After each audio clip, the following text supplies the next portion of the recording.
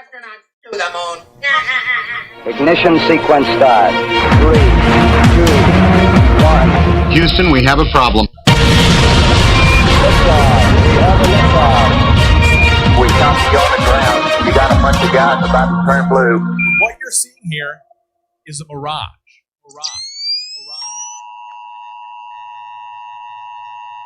This is a test.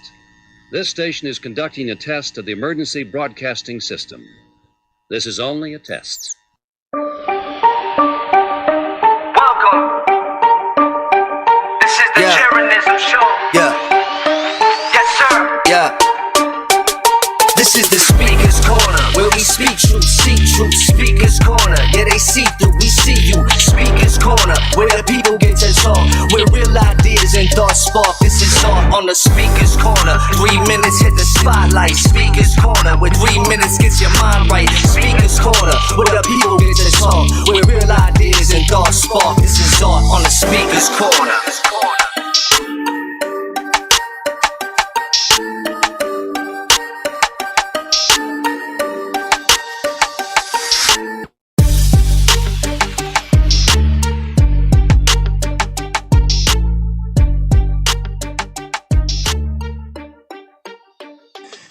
And welcome everybody to everybody's favorite show. It is Speaker's Corner. We are on to episode number, let me get there for you. It is episode number 44. 44 in the house, and I need to check with the chat. Can you please let me know if the volume is good? I saw on Friday that everybody was very pissed that my volume was too low. So now it's up, and I do feel like it's too loud now. So let's see. Tell me, is it cracking? Am I... Let me go here, maybe there. So that's still low, a little bit low. How about there? Does that... It keeps... I'm going to the red quite easily here.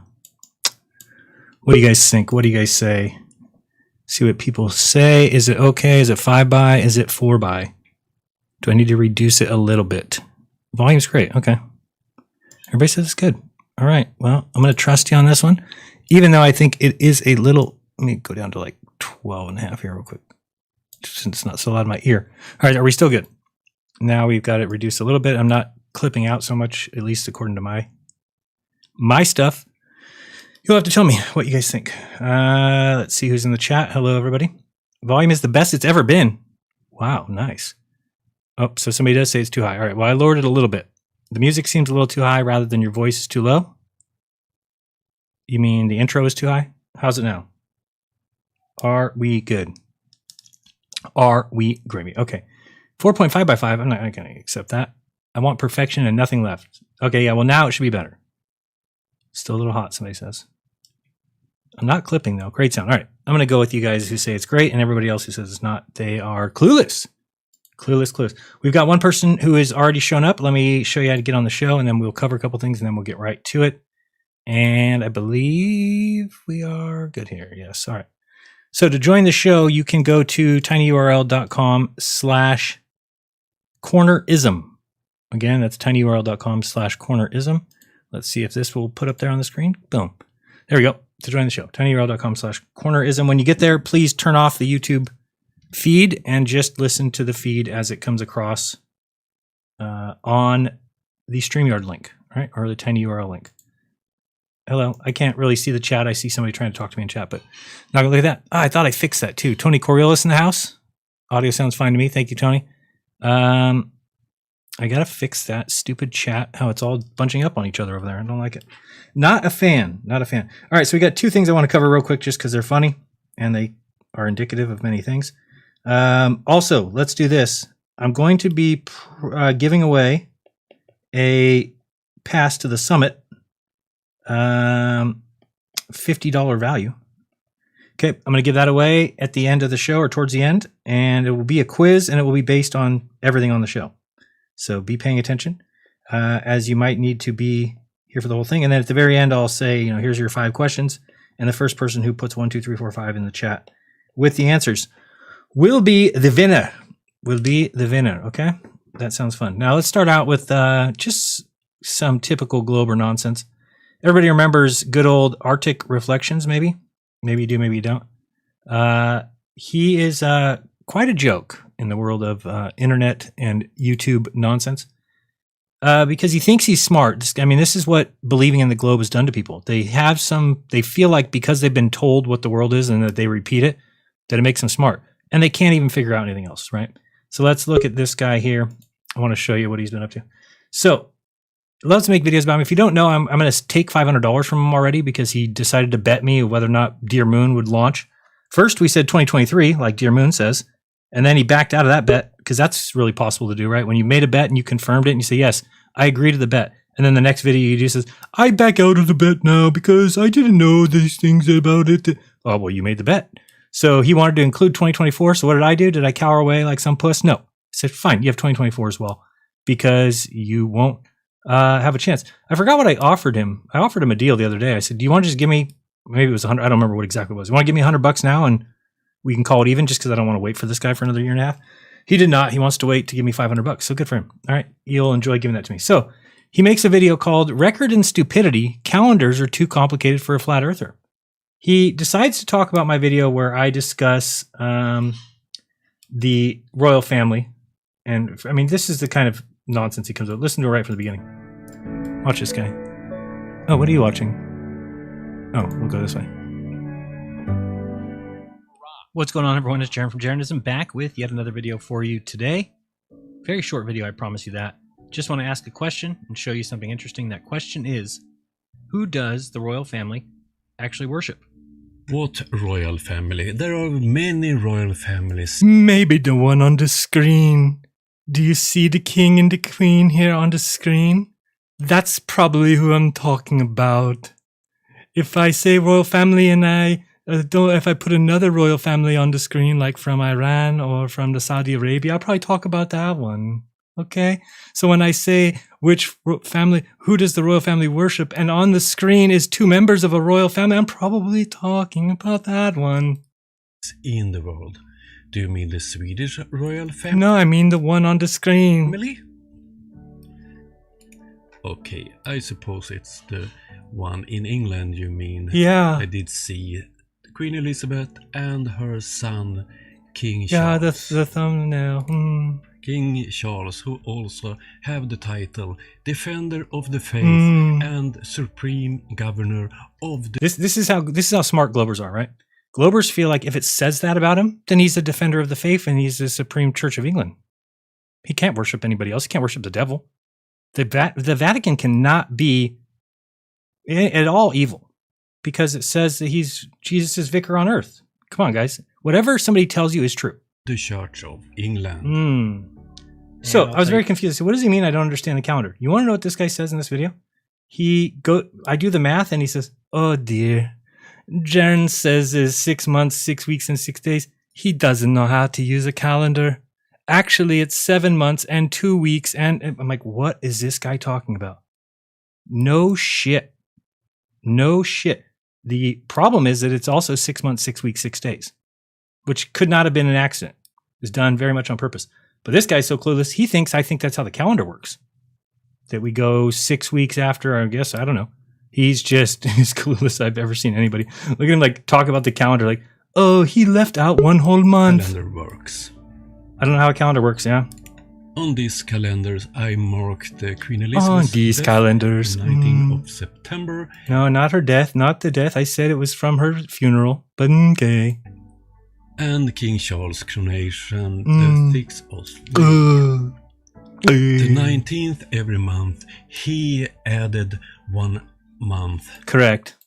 But of some strange reason, he stopped on the 19th of March. Right, because I wanted to get to 6 months, 6 weeks, 6 days. That's what it adds up to. Now, can you call it 7 months and 2 weeks? Sure, you can call it that all you want. But it's also 6 months and 6 weeks and 6 days. Exactly. Where did April go? It went into the 4 weeks. That's why it says 6 weeks. April, then we have 7 months. Yeah. But at the same time, when he counted the weeks, he counted the weeks in April too. And the month that I missed? And ended up with 6 weeks. So first, he ignored April, and then he counted the weeks in April. Yeah, that's so April's covered. You complete and total retard. If you're not Jeranism and understand how a calendar works, you will find out that it was 7 months, 2 weeks and 3 days. Is that the magic number? 7 months plus 2 weeks minus 3 days, and I get 6. What? And the obvious conclusion is... I mean, first of all, making fun of me and the math. What math is this? Why did you minus 3? 7 months, 2 weeks, and 3 days minus 3? It's Okay. all about sex. In Swedish. From the Queen's funeral. I mean, this guy cannot be serious. He cannot be this dumb. But I think he is. He really thinks he did something. I mean, down here it says, Jeranism is known. Jeranism is known. From the Flat Earth documentary on Netflix, where he proved the Earth is not flat. In this video I'm watching today, he proves that he doesn't even understand how calendar work. I wonder if this is some kind of world record for stupidity. I mean, these guys are so dumb. And they think because they're global, oh, no, this guy doesn't understand a calendar. No, you're just too stupid to get it. Doesn't matter how we call time. We could call it, instead of 6 months, 6 days, 6 weeks, 6 days, or I mean 6 months, 6 weeks, 6 days. We could call it, we could make it 4 months and then add the 8 to the 6 and say 14 weeks. Could be 4 months and 14 weeks. Do you know that's still how the calendar works? Are you that dumb? Can we only call things by the exact, it has to be set. Why don't we just call it days? Why don't I just count the days? If I say 6 months, 6 weeks, 6 days, why didn't you just add up all the days and say, oh, no, he doesn't understand the calendar. We actually count by days. Dumbass. Anyway, you will be losing $500 to me, and you know it. And it's going to be pretty sad when Dear Moon, who's still lying to the world, by the way, if we go to Dear Moon, this is what kind of journalism we have in the world, where nobody's calling these guys out. Nobody's saying, hey, you're not launching in 2023. The last craft, you've never put people in it. And the last time you did try to launch it, it blew up. So I'm sure it's going to happen in 2020. Yeah, it's just right around the corner. Yeah. So it still says 2023. Oh, wait. No, it still says liftoff. Yep. This is schedule and flight plan for the Dear Moon project. Where's the blowing up one? Right in here somewhere? They forgot to put explode. Put explode right about here. We should be good. Yeah, 2023. What a joke. And this is like supposed to be scientific, some scientific enterprise. I heard Tim Dodd say he doesn't think that it'll launch until 2028. And that's, of course, nonsense as well. But we'll see. We'll see. It's just hilarious to me that this is, if we had any kind of journalism in the world, they would be going to these people and saying, why do you say that you're going to launch in 2020? Now it says here, a landing date, 2024, quarter 4. Arctic Reflections, you're in trouble. Do you really think in quarter 4 they're going to go around the moon? They have to keep pushing it out. The site says 2023, but now it says in the Wikipedia 2024. Didn't say that before. They're just going to keep pushing it back. Launch date, quarter 4, 2024 planned. Yeah, right. Why don't you take them? Well, I'm not going to give you the option again. I'll wait till the end of the year and take your money, and it will be hilarious. Why would you bet against me? I don't know. It's not a smart move. Don't bet against me. I don't think I've lost yet. I won the, too many bets. Anyway, let's get moving here. Just seeing what else is in here. So the other thing I wanted to bring up, besides this guy, is, and maybe this person will call in if he knows I'm talking about him. We'll see. I wanted to talk about a little guy named McToon. All right. Because I want to show you, here's his website. First of all, if you come here and you scroll down his website, oh, wait, can you see this? Yeah. Go down and scroll through his website, and you can find somewhere in here, I saw it, my name somewhere. Where is, oh, here we go. Thanks, Jaron. So he's got this page on his website here where he's like, Jaron recorded a video of the ISS passing on front of the moon, confirming that it is orbiting the Earth. This is how intellectually dishonest these people are. Maybe they believe it. Maybe they really think that because somebody films a little craft in front of the moon, that it confirms that it's orbiting the Earth. How does that confirm that? This is the kind of accepted, or this is the kind of evidence that these guys accept. Oh, Jaron filmed it, therefore it's orbiting the Earth. Oh, is that what it means? Or does it mean that I saw something pass in front of the moon? What does it mean? But these guys will just accept anything as globe proof, and I'm about to show you proof of that. What is this? Thanks, Jaron. Bryant Myers had a graphic created to celebrate this momentous occasion. Feel free to use any of these in videos. Use this? I finally saw it. Thanks, Jaron. This is... Bryant Myers produced this graphic? Wow, that guy's a genius. That guy, he ran away, you know, from his YouTube channel with his tail tucked between his legs because he couldn't argue against any points. This is beautiful. All right, nice graphic. Glad to be on your website. Let's show you something else, though. Let's go back to the homepage here. And now, don't laugh hysterically, okay? Don't go crazy on this one because it is funny. But if you scroll up here, you're going to find, oops, let me see if I can find, here we go. Left to right curvature of the horizon. Okay, there's number 1 and number 2. Okay, let's go to the first one. So it's saying left to right curvature of the horizon. Now, don't tell me that he's going to squish pictures. I already did a video calling out Red's rhetoric and Sean Hufford and showing them quite easily that the way our eyes work and the way cameras work is if you ever take a picture of something horizontal and straight and you're above that line, that when you condense it down and you squish it, it shows curvature every single time. If you take something above the camera level, so let's say the line that your wall meets the roof of your, or the ceiling of your house, take a picture of that pointing up, then put that in and scrunch it and it curves the other way. That's all it is. So it isn't proof of anything. You can't use it to say that the horizon's curved. Why? Because it does it on horizontal lines. Okay. I showed a picture of my computer screen and showed that it works. And actually I could probably do that again. Let me see here. So I'm going to show just so you guys can see and then we'll get into this. And just hold up. I know you guys are waiting for Speaker's Corner, but I wanted to get this out. So what we're going to do now, oh, you can't see. Let's go over here. Actually, I'll leave it right here for you to see this. I'm going to grab a image or just a text box here. Let me show you, or a image box. Okay, we're going to grab this. We're going to clear it out. Okay, I'm going to put it over so you can see what I'm doing.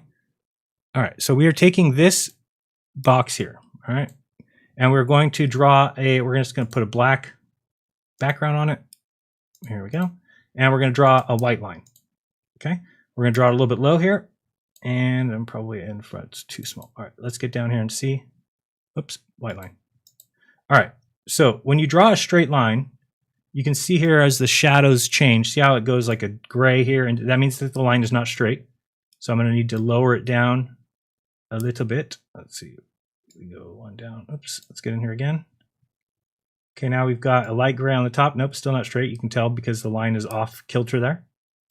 Let's see here why I can't see the edge of this. Let me move this out. All right, to about there. Okay, so let's see. What happened? Oh, it's down here. So we got to move it down a little bit more, I think.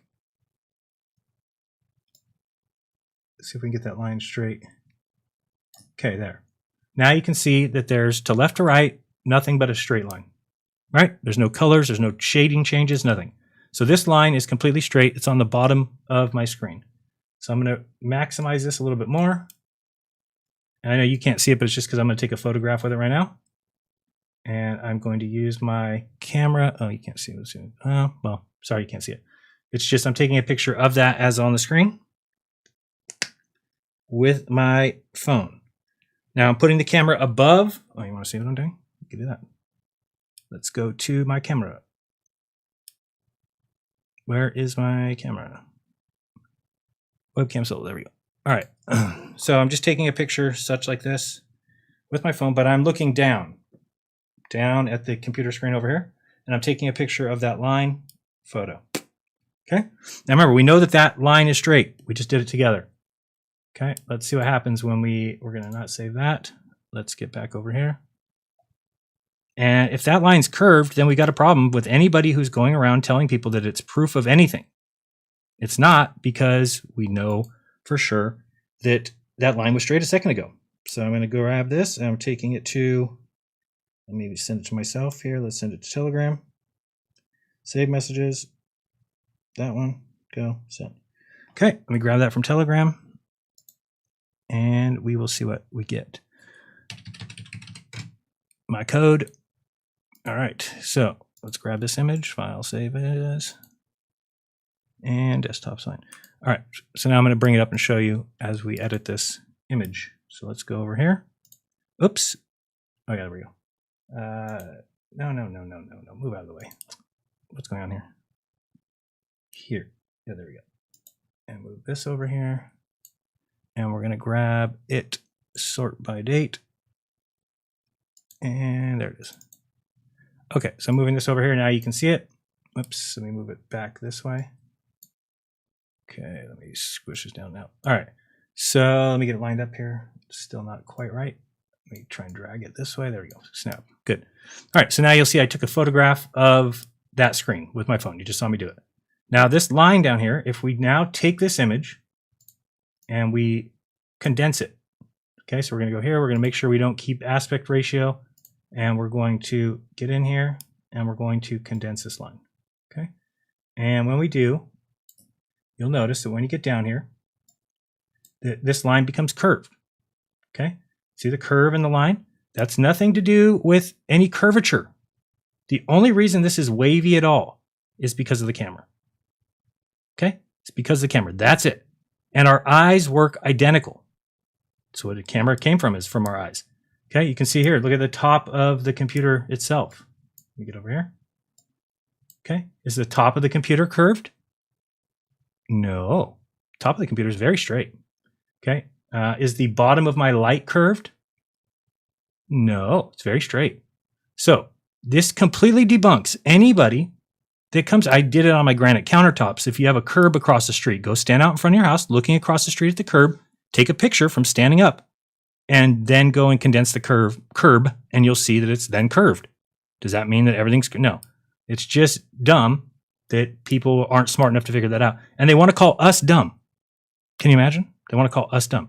So now, let me get out of here. Let me show you as we get into McToon's little website here. So, it's going on about GoPros have barrel distortion, blah, blah, blah. Okay, even though the burden of evidence has been clearly met by what?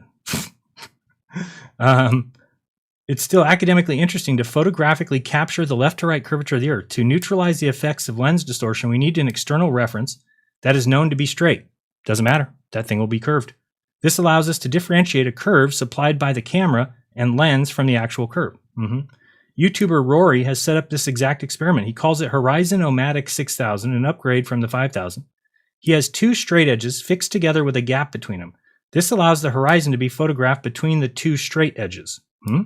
When examining the photograph, we can be assured the straight edges are truly straight, and any curve identified between them is true curve. How can you, what do you mean?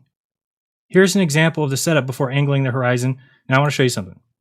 Okay, so this is his setup. Now let me show you how exact globers are. Okay, over here, that's a rock. Does this look straight to you? That's a rock.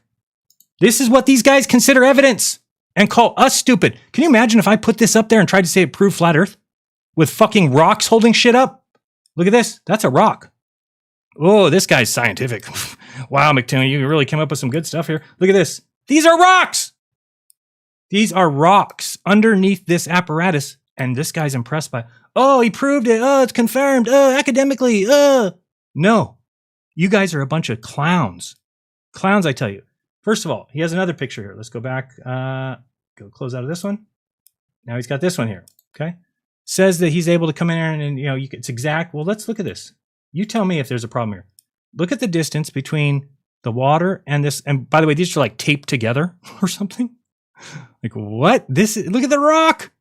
Oh, so exact. So exact. Now look at the difference between here, the little space between the water and the red, and look over here.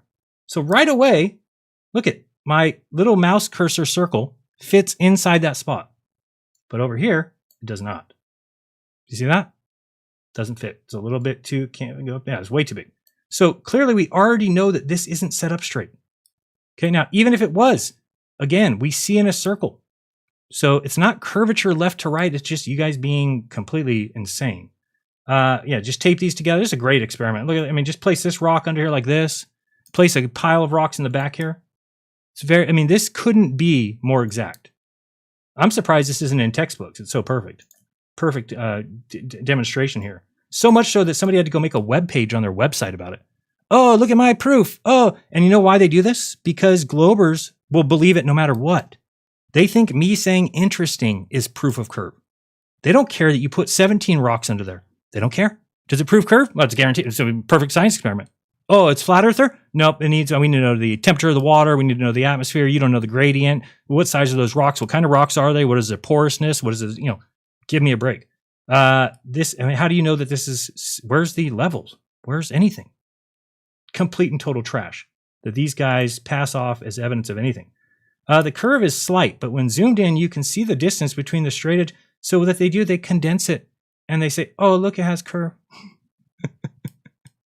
Oh, yeah? Yeah, okay. We can see the straight edges are straight and the horizon is curved. Solid evidence of left to right curve. They will accept anything. Accept anything. Feel free to download the original photograph and do your own compression. Better yet, count the pixels from the straight edge to the horizon and plot on a graph. Of course, no flat earther will accept this. Yeah, because it's not an experiment, it's garbage. It violates their pre-selected outcome. Yeah, but it do accept it because it confirms your pre-selected outcome. How are you this dense? They will claim they don't see the curve. Attempt to change the subject, start calling names. I didn't do that. Run away, not running away. I'm actually presenting this on my channel. Make accusations of tampering. It's not tampering. It's that you're not doing something that is okay to do. It doesn't prove anything. Every horizontal line will show curve when squished. Why? Because our eyes and the camera lenses are spherical. Do you understand that? How many times do we have to tell you? I already showed people with the video from Red's Rhetoric where these guys actually went up in a drone, took a picture of the horizon, squished it, and said, there's curvature. Left to right curvature. Oh boy. Never will a flat earther be honest and face this photograph. What am I doing now? What am I doing? Remember, the ultimate victory is when a flat earther blocks you. That's how they concede defeat. Oh, true. Right. If you just threaten to come to my house and do all these things and then I block you, then you won. That's me conceding defeat because because I don't want to keep talking to brain dead people. Makes sense. So I challenge honest flat earthers to have the courage to reproduce this experiment. You cannot squish images taken from a camera or your eye anyway. Number one, just think of how your eyes work. Go look at a curb across the street, stand up and look at it, and realize that the ends of it are bent backwards. That's how your eyes work. Okay? But anyway, if any flat earther does this, I'll guarantee they don't use rocks. I'll guarantee they don't use rocks. Now, that was enough right there just to say, wait, what is going on with this guy? But that's not it. We got one more. He also has here left to right curve too. All right, well, maybe he cleaned it up a little bit, right? And he goes back to Rory. Oh, wait. Tommy Gronwald has repeated the measurement that Rory did. Oh, good old Rory with the rocks. Very good. There is a straight edge set close to the horizon. This controls any potential distortion due to lens distortion. What? There is a straight edge, this here, set close to the horizon. Okay. This controls any potential distortion due to the lens distortion. What? Controls? How does it control it? Here's an image scaled to 1920 by 1080. Click for full size. Okay, we'll click for full size. Right away, you can look at this and go, that's not straight. You don't even need to measure it. You can look at it and say, this thing is not straight. Now, how can I prove that? Very easy. Let's take this. Let's save the image. Let's go save. Where are we at here? Save. Okay. We're going to pull this now into our little graphic thing. Go here. And we're going to, will you stop opening over there? Go to desktop, sort by date. Remember, we know how to draw straight lines now. Make sure that they are straight, right? Okay, here's our curved horizon picture. We're going to move this over here. Now you guys can make sure you can see it. We're on browser. Yes. All right. So we know that we're going to take a line. We're going to do it in, I don't know, let's do it in pink, something we can see easy. Okay, we'll go down to like 2 pixels. See how that's pretty thick. Let's make it 1. Okay, so there's a 1 pixel line, right? Now you can see here how this breaks up, so it's not straight. So we're going to lower this just a hair. Okay, like chips. We're just going to make sure we draw this line. It's straight across. You can see there it's too far low. Move it back up. It's actually better to do it once you're all the way across.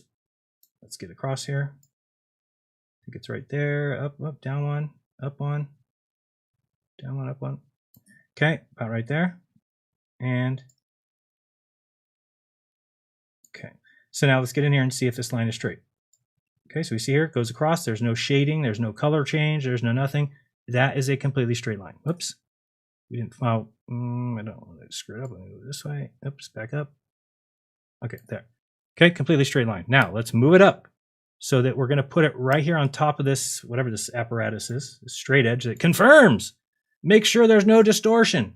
Okay, so you'll see here, I'm going to go on top of this brown line right here.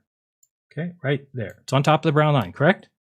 Let's scroll to the right and see what happens. Stay on top of the brown line. Stay on top of the brown. Oh, what do you know? That is not a straight line. Do you understand that? Do you understand that it is tilted? Okay, which we can see by the water back here. Okay, do you realize that this end is lower than this end?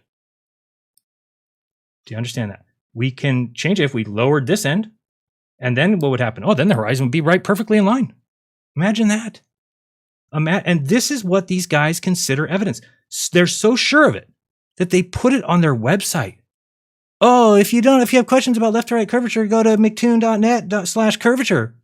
And none of the Globers go there. Why? Because they're so fucking dumb. It's just a fact. It's so sad that this is what we go up against. What is this? It's garbage. I see why people like Mindshock think this is a psyop, because they're like, these guys cannot be this dumb.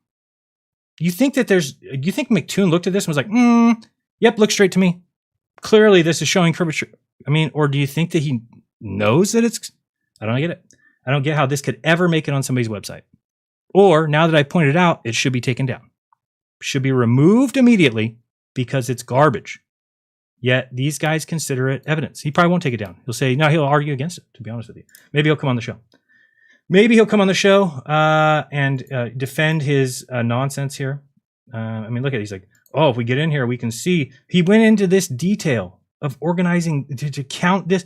Did you not think of checking if this thing was straight? Did you not think of that? Guess not.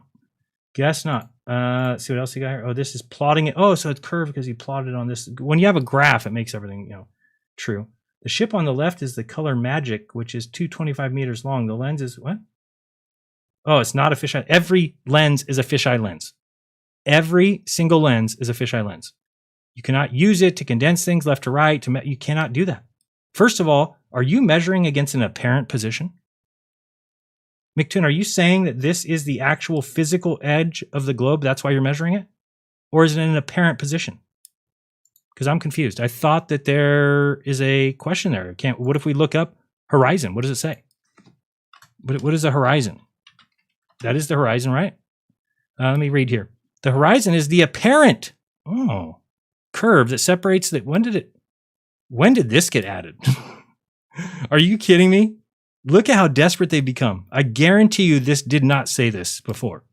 It never said the horizon is the apparent curve. Oh, you can't see what I'm doing. Sorry. I've never seen this before. The horizon is the apparent curve, supposedly in Wikipedia. Can you do the Wayback Machine in Wikipedia? For Wikipedia, I'm going to try it real quick because I just think that's hilarious. Let's see if we go Wayback Machine. Just to show, because anytime we can find them, changing things, we know that they're getting desperate, they're getting scared, they think those images are proof of something, and so do all the Globers. That's what's even after hearing me do this, even after they won't change their mind. No, I think McToon had it right. You're a liar. You're a grifter. Okay, whatever you say. So funny when these guys say, "Oh, you guys are making money off this," as if Bill Nye's not making money. Oh, Neil deGrasse Tyson is doing this out of the goodness of his heart. Guess what? I bet you I make probably 1/1000th of what that guy makes. Okay. So relax. Let's see. We're going to go with this. See if we can get a actual Wayback Machine. I don't know if it does Wikipedia though, because Wikipedia does change often. Oh, well, what do you know? There is plenty. Let's go back to 2010. See what it says. 2010, January 25th. Let's see if it said it then. Oh, what do you know? No, it does not. Let's show you. This is what Horizon said. You'll see here that we are on. Whoops, where was it? Okay, let me move this over here. So now it's at Horizon. This is Horizon before.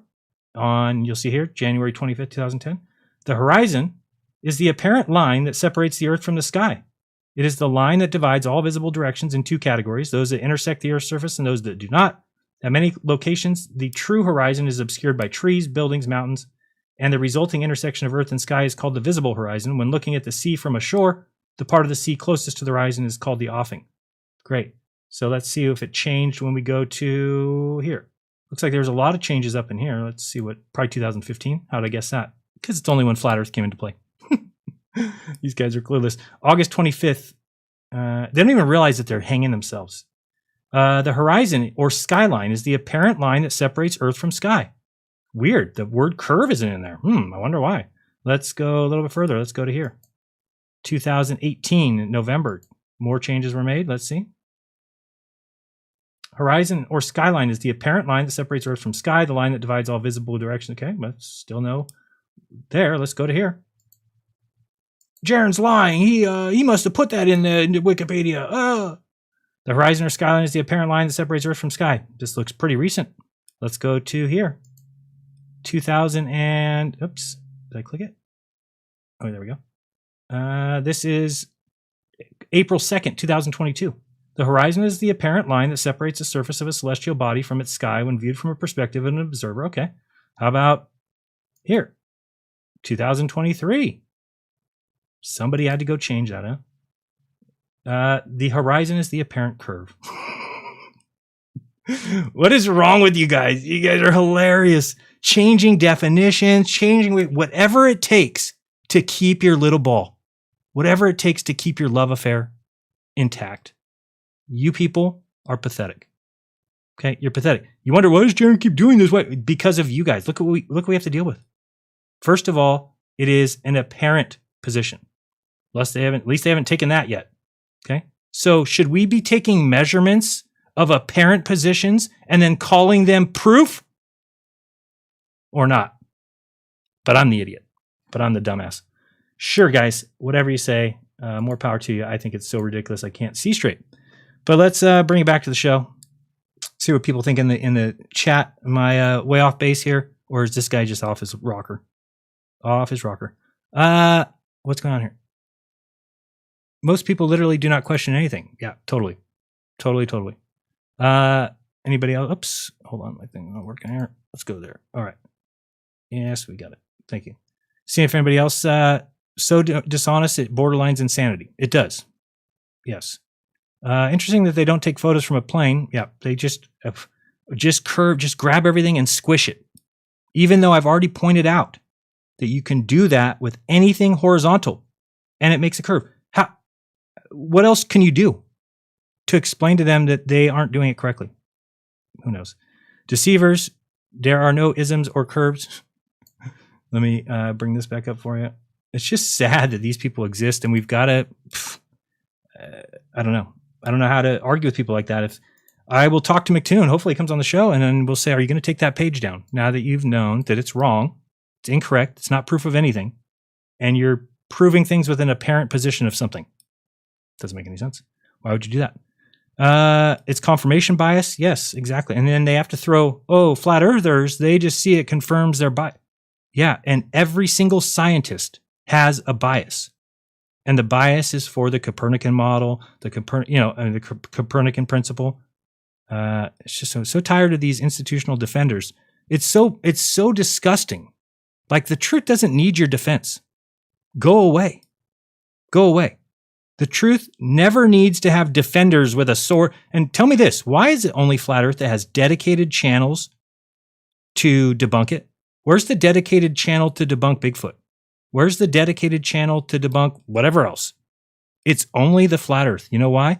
Because it absolutely destroys people's paradigms. That's why it's important. Let's see what else we got here.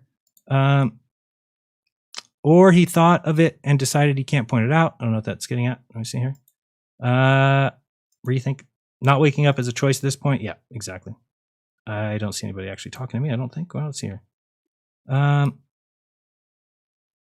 Just squish it. That's all you got to do. Just squish it. If you want the truth coming out, just squish it.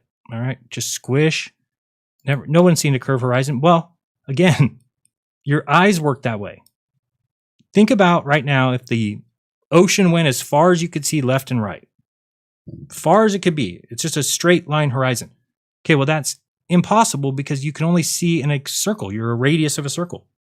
So now, granted, if you turn to the left and turn to the left and turn to the left, each place you went, you'd see an equal distance, but that creates a circle. It's like a hula hoop out in front of your eyes. If you're right level with it, the hula hoop would look very flat and straight, but if you just get above it a little bit, now all of a sudden you start to see the curve. Is it a curve of a sphere? No. But these guys will never get that. They'll never get it. They even say, like, there's no mechanism. By the way, I was reading a book before I don't know what I did there. I was reading a book before I came on the show about perspective. And it's this old book written in like 1700 or something. And maybe it's even earlier than that, 1655 maybe. I don't remember the exact date. I could bring it up real quick. But even in there, hold on, let me bring up this book. The name of the book is Dr. Brooke Taylor's Method of Perspective Made Easy, both in theory and practice, in 2 books, being an attempt to make an art of perspective easy and familiar, to adapt it entirely to the arts. I'm sorry. You know, these guys back in the day, they loved to do multiple word titles that are huge. But this is the book here. And I just want to show you something. Now, I got to read it in full because there's a lot going on in here. Can you see that? No. Let me go to here. No. This one? Now, let's just go to full screen. All right, this one. So this page here, and I just noticed this, which is hilarious. So it's going on and on about, he actually says that, I think I've heard people say perspective is every time you half the distance, you double, or I'm sorry, half the distance, double the size, or double the distance, half the size. According to this, that's not correct. According to this, it's 2 to 5. So that's something I think I can measure and actually show by just taking a picture of something, moving a certain distance away from it, and then calculating what is the change in the pixels on the photograph. But look at what we got here. Let me zoom in for you and see what it says here. Okay. He's talking about here. He says the quantity of rays received through the... Oh, thank you very much. They killed him. I will check all the super chats and read the chats in a moment.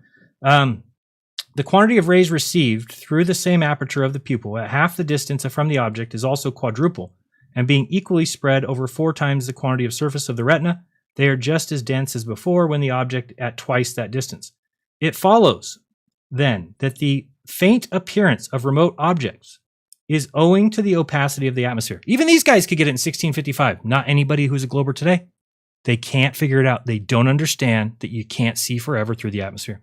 These guys in 1655, they knew it. It is owing to the opacity of the atmosphere, which hinders part of their light from coming to the eye. Accordingly, we find that the sun, moon, and stars appear very faint when near the horizon and brighter continually as they rise higher, because the tract of vapors which lies in the way of the rays is the longest and thickest near the horizon and becomes thinner and shorter as the objects rise higher, and consequently does less obstruct the passage of the rays. Okay.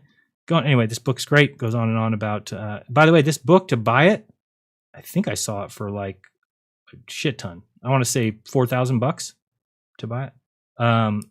But anyway, it's very long and very tedious and very X, Y, and Z and T and BA and let FG be a plane that runs even with the parallel to that. Ooh, geez. When they are pricking. So anyway, I want to read this further. I was trying to find, he's got like 5 theorems, talks about the point of sight. And I don't know exactly where it was that he talks about the fact that it's 2 to 5 is the ratio, whereas I don't think that's what they consider today. They say there's no mechanism for things to disappear bottom up. Yeah, and these guys just figured it out, but you guys can't. Makes sense to me. Just because you believe everything you're told. Just because you believe every single thing that's said to you. Just like, the king of the England, he cannot be on Satan's side because he's actually the head of the church. Oh, is he the head of the church?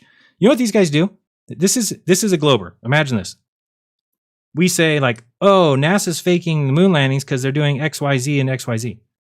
So they go, huh? How dare you? I'm going to go ask NASA. And they go to NASA and they find something on the site and go, you idiots. Here's the answer right here. You idiots. It's like, wait a second. So I just told you that I think NASA is deceiving us. Told you why. And you went to NASA? Oh, that makes a lot of sense. Next time I think what we should do is I'm going to be like, that guy just robbed a bank. And then Globers will be like, what? That guy right there, see him running away? He just robbed a bank. I'll be right back. I'm going to go ask him. Excuse me, sir. Sir, I know you got that black bag in your hand. You're running very fast away from me. Can I talk to you for a second? Come here. Come here. Did you rob that bank? No, I didn't think so. I didn't think so. You fucking idiots back here. Jaron, you're an idiot, dude. I just asked him and he didn't rob the bank. Dumbass. Oh, you're so stupid. You think everybody robs banks, man. This is what we deal with. This is what we deal with. Let's get to it. Ladies and gentlemen, it's time for Speaker's Corner. Let's see who is joining me today to have their say, their 3 minutes of spotlight. Sorry I went so long, but I just have to point that out. In hour number 1 of the show. And we will get into the some other things if we slow down and have less people in here. But let's see who we got over here. He said he didn't rob a bank, dude. Oh, he didn't? No, didn't you go ask him? Didn't you go ask NASA why this? They didn't say, the Earth in their transcripts. Didn't you ask NASA why this didn't happen? Oh, I forgot to ask them. Maybe because I'm accusing them of being deceitful and lying to me. So that's usually the last person I would go to. Be like, NASA, can you explain? This is what these guys do. And they think that that's research. I mean, it is the most pathetic. These guys are pathetic. I can't even say anything else. It's just pure patheticness. What are you going to do? All right, let's get on over to the show and see who's joining me today. To join the show, tinyurl.com/cornerism. Let's bring on number one persona. It's just a coincidence.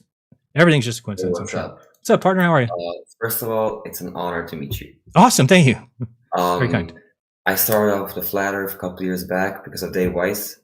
And since then, I've been devouring information left, right from you, Austin, and Dave. Thank you for everything.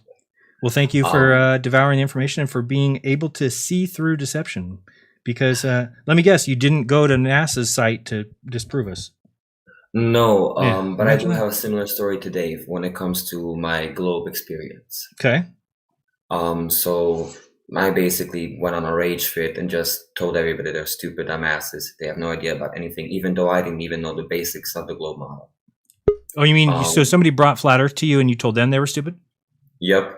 On the beginning of the Discord rise, I was on a popular server at the time and just going from voice channel to voice channel, and I overheard 4 people talking about the Flat Earth debate. Mm-hmm. And the first thing I heard from the Flat Earther is water seeks its level in a container at last always. Mm-hmm. And I completely ignored it and said this shit is dumb as it can be and just left. Right. And a while back, I somehow found Dave on YouTube by accident and just stood and listened to what he was talking about openly. And then started asking questions. And the biggest proof for me, which everybody should look into, is the gyroscope, which Austin talked about recently. When I listened throughout the whole entire video, I could not help but laugh throughout the video. How people cannot understand the simplicity of claiming that an object is moving at 3 speeds simultaneously and doing 3 different circles. It doesn't work. It defies physics. Yeah, but they won't let you see because they'll just send you to Professor Dave or something and let him tell you gyroscopes definitely work, and if they didn't work, planes couldn't fly. And then people go, oh, okay. So I'm gonna start your clock, but go ahead anyway.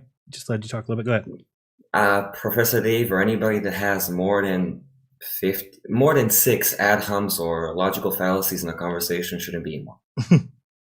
He has a lot more than that. Anyways, I also want to thank you for giving me the inspiration to start off doing content for the Flat Earth as well. Nice. I started last year, and unfortunately I got 400 subscribers and I couldn't get any more on TikTok. Okay. So I gave up and waited a while, and since I've seen that new TikTokers have shown up and are doing really well, I've decided to make 10 profiles starting from Saturday. One of them has to work, man. Okay. As soon as you got to do it. I'm also very, very in tune with many other things from numerology, zodiac signs, Chinese astrology, and all different spheres of, let's say, life. What is your channel name? That is it just a coincidence, or the channel name will be named "It's Just a Coincidence.fe." Okay, that's going to be the whole gig. Okay, because I was explaining to my best friend about the Antarctic trip that you can go on to, and I told him, first of all, you're not going to Antarctica. You can go on the ball model as well. You're going to an island in front of Antarctica, right, which is named Deception Island, man. But that's just a coincidence. Who cares? You know? Of course. And you know what's the funny thing? Right next to it, you have Rothschild Island, but that's also just a coincidence. Just don't worry about it, man. Yes. And from there, I was like, that's the name. I like it. And I'm going to try to, I already tried it at my own company. Right now, I work in Germany for Amazon. I've converted at least 10 people in the company to flat earthers. Congrats. I started off using Dave Weiss's challenge, being like, yo, there's this random dumbass online, a flat It's a earther good thing to trying do. to Yeah. get proof. 80K is a lot of money. Help me out. I've been trying for 2 months. I'm too stupid for this. I give them the app link. They start looking. By the end of the week, they're already like, hey, do you know anything about this? And there we go. It's all done. It's got it. David, I wonder if Dave's listening to the show right now. If he is, he's very happy. He's celebrating. If he is, Dave, thank you so much. I'm going to be the younger, more handsome, bald version of you. That's not very hard to do, though. Yeah, true. Yeah. So yeah, and if anybody is having problems with proving that the Earth is flat to relatives or family, just take a gyroscope, show them the gyroscope, how it functions with a wobble. Don't talk about the Earth, don't talk about anything, and ask them the simple question: Can you make this gyroscope now do 3 different actions at the same time, in the same direction? If you can, no more talk. If you can't, well, question your life. Yeah, and if you're being deceived, don't go to the people that we're saying are deceiving you. So there are people like Honeywell, who is part of the deception. This is why they block Yes. out their machines. They don't allow anybody to work on them except for their staff. It's very specific because there's a deception there. True, and there's this other YouTuber, I can't remember his name. He always has a dog in his videos. Oh God, I can't stand him. I can't stand him as well. His energy is just so bad. Oh, it's so bad. It's kind of creepy. Creeps me out. And the way he does, it's so disingenuous. I had to comment after watching 2 of his videos. So disingenuous. I just watched him today do ignores something. all the facts and Yep. points that we give, and it's just randomness. He's Not even doing coming to exactly it. what I said, right? He's going to NASA, getting their paperwork, and just basically reading it from a script. He doesn't Yep. know any of these things. He's just reading it. He's got the same kind of nonsense that, the 8 inches per mile squared isn't right. It's like nobody ever said that the 8 inches per mile squared is the answer if you're up high. Nobody says that. We all understand that there's a viewer position and that it has to be Of course. changed. But if you're just talking about a certain distance, you can do that to say, how much would the Earth curve in this distance? That's all it tells you. So, True. anyway, the guys I also wanted to ask you one thing. yes. I believe you also know a lot about the Bible and Christ consciousness and what it actually represents. Okay. My question is, what about the fact that we used to have 13 months within a year and 28 days, just like the female menstrual cycle and the lunar cycle? Yeah, I mean, I really wish we could go back to that. I like it. And then there was one added day, right? For Yes, New Year's the Day. day of rest. Yeah. So I like it. But at this point, I'm not sure you could ever change the calendar, to be honest with you. My question is, though, could we, is it possible to deconstruct the calendar and rebuild it to the correct year? Well, years, I think, would be correct. No, because, well, each year would have 13 months. So But basically we have our years are shorter. No, because 13 times 28 is 364. So there's 364 Yeah, days, that's true. and then plus they added one. So, But then the months won't be correct. For example, even if you try to thoroughly look at all the information when it comes to the zodiac sign, constellation, what it correlates with you, especially the Chinese one, yeah, you're going off false information. correct. There's some people like, and I'll ask Clara from Spirit Vehicle. She's real into that stuff, and I think she goes off of a different horoscope because this one is not correct. The 12-month. Are you talking about the incorrect one being the Western one, the Yes. Aquarius Pisces? Well, some of the names are the same, but I mean, as far as there being only 12, not 13. I would recommend as well to go look at GG33. Okay. He's Gary, the number guy. Basically, he's the top numerologist in the world. He has an NFL Super Bowl ring. He helped, I don't know which team exactly, win several times. Predicted many things using numerology. Okay. And he says that numerology is the highest, it supersedes everything else. Directly underneath that, you have Chinese Astrology. astrology, which is the most precise form of astrology. And then you have the bullshit Western New Age that they put in the humor section to make us think it's stupid. Yeah, they just throw us off with that. Is there any chance that I can get in contact with you? Are you on Telegram? No, I'm not at the moment, but I can be. You should, because a lot of us are moving that way. It's much easier than email. So Telegram is just t.me/Jeranism. It's the best way to go. Okay. Then awesome, I'll do that. Okay. I would like to talk It's to free. you. You can get it on your computer or you can get it on your phone, but you do have to give a phone number, but that's the only thing. Yeah, okay, that shouldn't be a problem. That shouldn't. Okay. Germany, you require a phone number for everything here. Sounds good. Thank you for your time. You're and welcome. I Thank you. can't Welcome to the wait team. have We could use you. So we're happy awesome. to have you. I would gladly join. When all the channels are up, or a few of them, come back and talk to us, and then we'll send everybody to subscribe. Thank you. Much love, man. You too. Peace. All right, we've got Formidable Jake. Welcome to the show. Jaren, man, What's up? how you doing? Good. Yourself? My Oops. statement is going to be a little different than the person that just talked. Okay. I get into past Flat Earth. Flat Earth is kind of irrelevant. I've been with you since like 2016, 2017. The whole Crow, 777, Brian Mullen. Dave was around, but that's kind of old. Why haven't you ever addressed the soul trap and how we've been reincarnated over and over again into this life? Well, that would be a pretty big claim for me to address, considering nobody could really know that. But that's probably why. I would rather stick to. I do believe that we do reincarnate when we don't have the, when we don't, solve the problems that we're supposed to here, or when we don't grow like we're supposed to. But I think so. Let me ask you if this is your belief then. So, is your belief that we're trapped here by demonic entities or archons, they might be called, and that no matter what you do, you are trapped here and you will return? No. Okay. So 75% of that is true. 25% we are trapped by our own doing. Okay. I do believe in a higher power.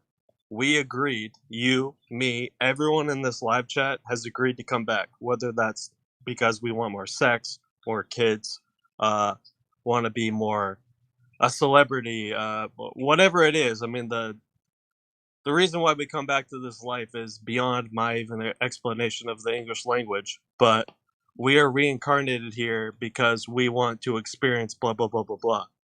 The reason is we've given up our own sovereignty to another being. That is the light that we see when the near-death experiences, the pre-birth memories, blah, blah, blah, blah, blah. I really want to know why everyone's all into this flat earth stuff, but then once they realize the earth is flat, or there is a God, there is someone that actually created this beautiful life that is beyond this planet, which is a small plane, or this plane, or this realm. Mm-hmm. Why does no one get accounted for their every actions every day? They still watch porn, they still lie, they still don't grow their own food, they don't do this, they don't do that. It's like everyone is in this chat, or everyone is in this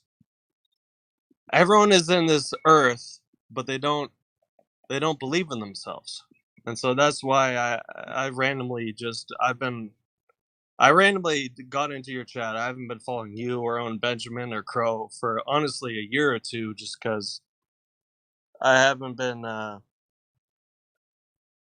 it's the topic's been avoided for a while, and I've just been wondering why no one's been touching on that, because that is the true self-sovereignty. If you realize the power is within yourself, the power, like, there's no excuses. You can't blame NASA, you can't blame the government, you can't blame your parents. Like, my parents are liberal retards. Mm-hmm. Mom voted for Joe Biden, God bless her. I mean, my dad hates Trump. I mean, my boss loves Trump. I mean, he's savior complex. Yeah. I mean, so I think it's talked about more than you think. It's kind of where I've started to go with some things, talking about manifestations and how we can create the world that we live in, and that these guys are not in charge of us. They want you to think that they are, and then this way you basically are enslaved to them. It's the entire goal of this earth is to enslave you for these wicked psychopaths at the top. Now, I don't talk about the reincarnation thing because it's difficult to convince somebody of that. People need to do their own research on it and find out that there's a lot of these children that seem to have memories of former lives, and they're such memories that they can't be, unless they're pulling from the Akashic records or something. I mean, that's possible. I was very happy to have my son, who's 2.5, and he never has a vaccine or anything like that. So I'm very anxious to see what he does and what he talks about, and if he remembers anything. All right, that's a good message I just heard. So neither does mine. My son was born February 26, 2021, so he also doesn't have vaccines. I already know he's smarter than me. I already know he's lived hundreds of lives, so I'm interested. But go ahead, keep going. That's your time, but I'm allowed to grant people extra minutes. Go ahead. Okay. Basically, what I'm trying to get at is, if we promote this message, obviously, first it's scary, just like Flat Earth. When I heard Flat Earth 2016, I was appalled. Like, one, I wanted to be an astronaut. I thought the world revolved around me, this and that. But once I realized that, holy shit, I have a higher being, I have a higher power, I got humbled. And then I tried to spread the message, and everyone hated me. I got probably 96% of the friend group or family members I had just totally picture me as crazy. There is 4% that followed me and pretended to follow my path, but they didn't really last. I'm basically alone. But the whole point is, you are alone. You're alone, even though you have a wife. I have a mother, my child. Many girlfriends, blah, blah, blah. You are alone, but that's not a sad thing. No, I don't think of it that way. Good. I don't know one person in my town. Yeah, not one. Literally, if all I have is cats and some chickens. See, I'm jealous of that, but I'll get there eventually. The closest neighbor is 5 acres away. I live, I'm alone. Nice. But the whole point is, everyone here in this chat, I have faith with them. I do believe in them, but it's when you die, you have to know that you are the power. Right. That doesn't mean that you're above anyone else, but just when you die, are you going to seek someone else for help? Correct. I believe that. That's why I tell people that the answer is inside you. I believe Jesus' words when he says the kingdom of heaven is within you. Everything is within you. There is nothing outside of you. And so when people go looking for, what does this pastor say? What does this priest say? What does the news tell me? What does this guy mean? And what does the Bible say? Guess what? The Bible was written by men. You know it, whether it's divinely inspired or not. It's a man-written book, and you have chosen to take your life here and give your beliefs away to someone else. Doesn't matter even if you think it's the truth. Do you really think God put people here and said, I hope they just are like sheep and read a book and believe everything that they're told from their pastor? People believe that, And here's the thing. I'm not going to interrupt. I'm not even sure if we're supposed to interrupt their journey. I'm not sure. I think by waking people up to Flat Earth, that then they will be awake to the Creator, and then from there they can find their own way. I always go, Eckhart Tolle said, you can use religion as service to self or service to others. If you go around telling people my religion's right, what I believe is correct, what you believe is wrong, my God is correct, your God is wrong, then what you're doing is you're using religion for service to self. If you go around and you say, this is why I disagree with this is what I believe, go find it yourself, then you're using service to others. So I try and bring service to others and not force my beliefs on them. All right, let me challenge you this. Okay. The Creator. One more minute, and then we got to let you go. Go ahead. You can let me go. Is the Creator of this earth your Creator? That's a tough one. I guess it would depend. It should not be. That's my point. So you think that this earth was created by the demagogue or the demiurge, whatever? You can call it words. It's just, the mind wipe. There's so much the physics of how a woman is so painfully giving birth. I can go on and on. Okay. Pedophilia. I can go on and on. This earth is not your Creator. I would be willing to bet my life on it. And so that's all this earth, you're not from here. You're not from the earth. Where do you believe the Creator is right now? No, that's a tough. I won't even begin to. Okay. I would be babbling if I said that. But all I know is this earth, what you're standing on, is basically pornography. We've come here for our own 5 senses: the sight, smell, taste, touch, hearing. We've come here because we are their sex addict. it goes on and on. It's actually very deep. I can't. Okay. There's not a minute spectrum that I can go on. I know you're going to cut me off, but the fact that this Earth is created by your one power that created you, I just challenge you to look into that more, because once you realize that this Earth is actually it's trapped you here. Then once you realize, oh, I'm more powerful than this trap, I die. Once you die, you just say, what, these light beings are going to come at you. Right. You just, hey, back off a little bit. If you are God, you are a loving, I'll come. You're all loving, right? Okay, let me just meditate for a bit. Let me be by myself. If you're all loving, then it doesn't matter, because eventually you're going to accept me, right? God is all loving, right? Yep. So it doesn't matter. If God is all loving, Jesus is real, all that, then you're going to accept me no matter what, because you're all loving. So that's my point, is when you die, you shouldn't have to be forced to do anything. And unfortunately, I've had those experiences. I just know that they're going to try the light, they're going to try to get you back here. They're going to try and put Jesus there with his hand out or something. And all right. Right. Well, Jesus. The light with the little hair, and you can't see his face. I mean, it's very easy, right? All right. Well, I appreciate the call, and we'll talk to you soon. Let's go to JCW. Welcome to the show. Jaron, how's it going, my man? Fantastic. How about you? Bro was legit wondering why we don't grow our own food while simultaneously sipping down a Modelo, I saw. Yeah. Maybe he was including himself, that everybody has these issues or something. I don't know. I thought he made it sound like it was. The royal weed. Yeah. No, I mean, I think a lot of people are taking steps to improve themselves, and I've seen that not fully in the flat Earth community, but by many in the flat Earth community, and that's good. No, I'm just giving. Yeah, I'm just giving. I get you. So my theory on why McToon can not level any of his apparatuses is because the functionality of a spirit level is blasphemous to his religious beliefs. Possibly. So, it would be like, it would be like asking him to use a spirit level and believe that that's going to give him level. That would be like asking a Muslim to eat and drink water during Ramadan, Right. Yes, it goes against his religious beliefs. It should be obvious to people too that it's a religion. It's so obviously a religion. There's nothing else gets defended like that but religion. Yeah. So hey, I want to thank you for offering this platform for people to come on and say what they got to say. The topic that I'm gonna bring up probably isn't going to be a very popular one, but I want to talk about the upward motion of the Earth.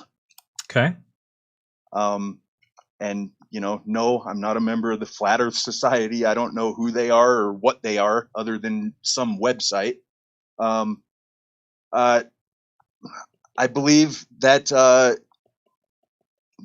the Earth being in an upward motion is actually the most physically verifiable evidence that we have for what creates our directional vector, our straight up and down directional vector.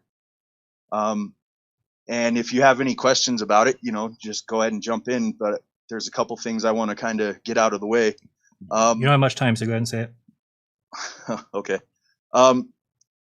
Basically, the ontological foundation of the argument is basically, when you let go of an object, is it moving down to the Earth, or is the Earth moving up to it?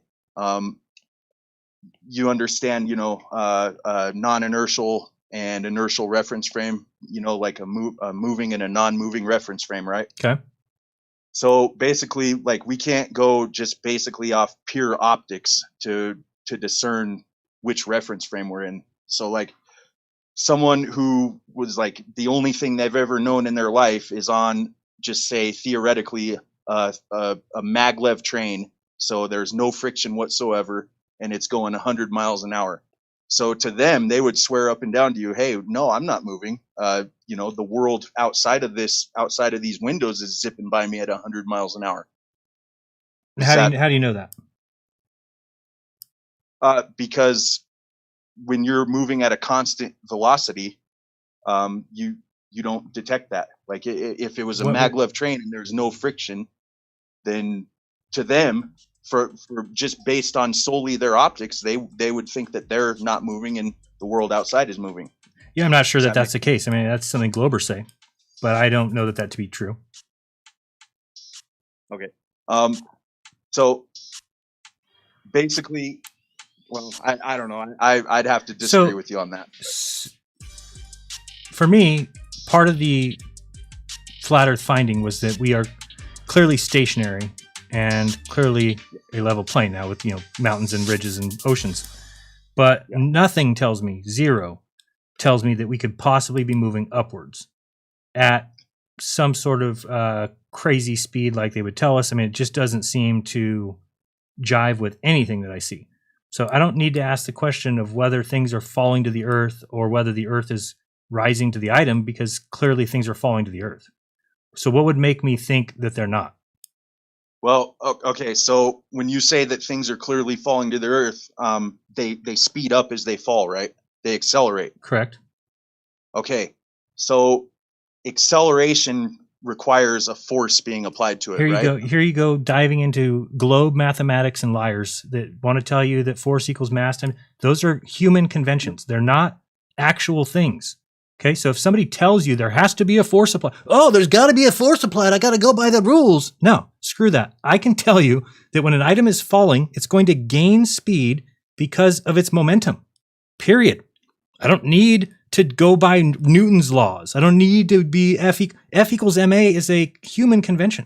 Why would we handicap ourselves and handcuff ourselves with the actual mathematics of the people who are deceiving us?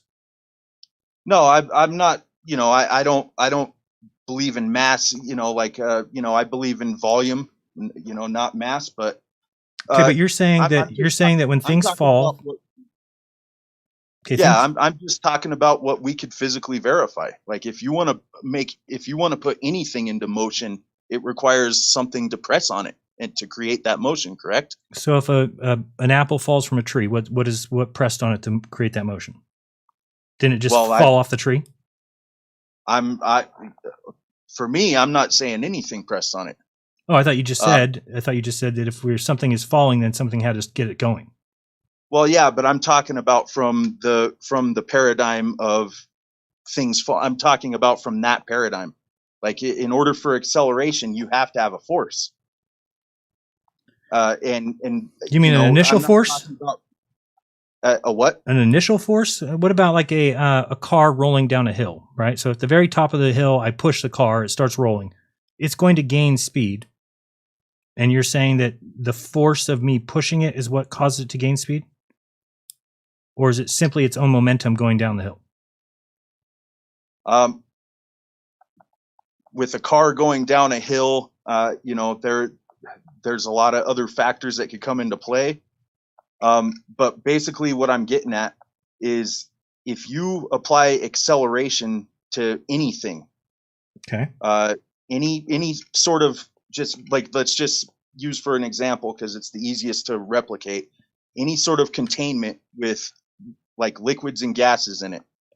If you apply a force and cause that object to accelerate, you're going to observe displacement. Okay. Does that make sense? So if I take a bottle of water and accelerate it to my left, yes, all of the water is going to fly back to the right, and the gas is going to be displaced to the left, right? Okay, so when you let go of a bottle of water and drop it, you don't view that. You don't observe that. And the only response that I've gotten and heard so far is, oh, well, that's because it's accelerating at the same rate. Everything's accelerating equally. But the problem that I have with that, because in the real world of physics, there is no such thing as equal acceleration. If something is accelerating the container down, then it's going to displace the water inside that container. That's why we detect acceleration. Does that make sense? Well, I mean, I guess, except for the only direction it doesn't happen in is the preferred direction that things go. right? Like if I throw a bottle of water up, it's going to displace. If I throw a bottle left or right, it's going to displace. The only way it doesn't displace is going down. Yeah. So to me, that's a problem. That's an issue. But that's And the preferred direction that things go. That's yeah, but okay. there has to be a mechanism behind that vector, right? I don't know. I mean, there. Well, I'm not sure either, but I'm not sure. Look, I know I'm out of time and everything, but there is some pretty good evidence that I would, that we actually do display a lot of the signs of being in motion, like our density gradient. You could recreate that with utilizing motion. You could recreate density gradients. You could, recreate directional vectors using motion.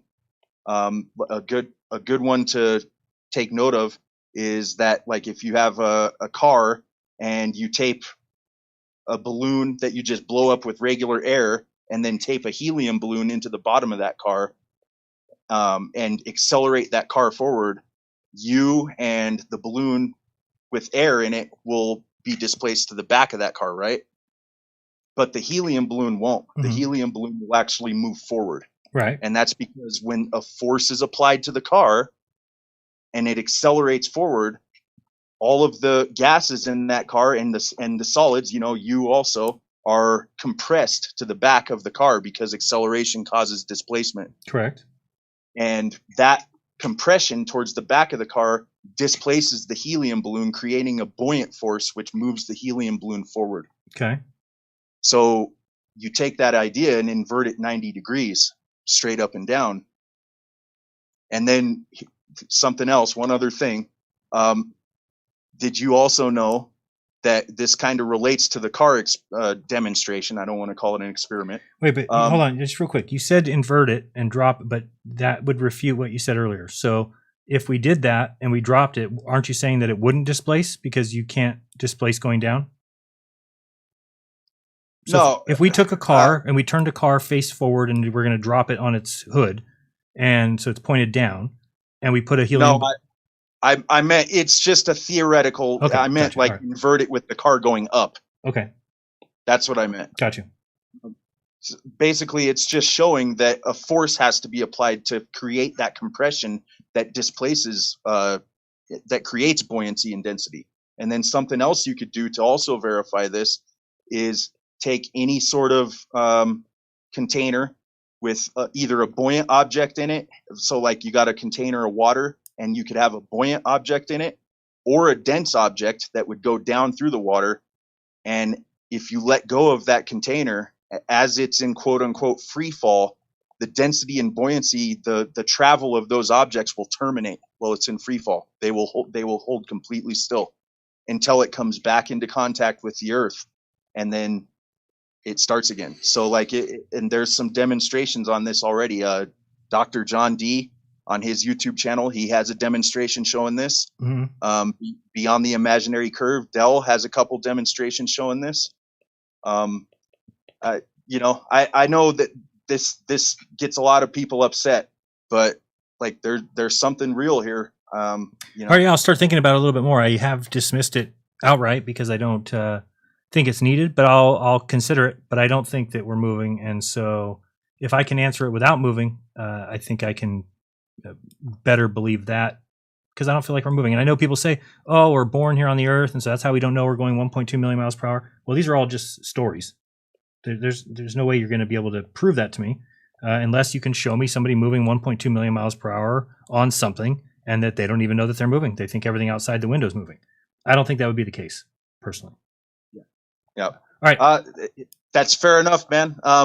Thanks for giving me some extra time to explain a couple things. And again, thanks for this platform that you offer, Jared. No problem. Thank you. All right, let's go to Sacred Knowledge. Sacred One, how are you? What's happening, Jared? Do you know Jake the Improbable Dreamer? I've heard you mention him, probably. Why? Oh no, I've never mentioned him. I thought maybe he was up your alley because he's going to speak at the conference. But I think he does a lot of old world stuff and stuff like that. So I thought maybe you know. All right, let me start your clock. Cool. Go. Well, so many things I been wanting to talk about.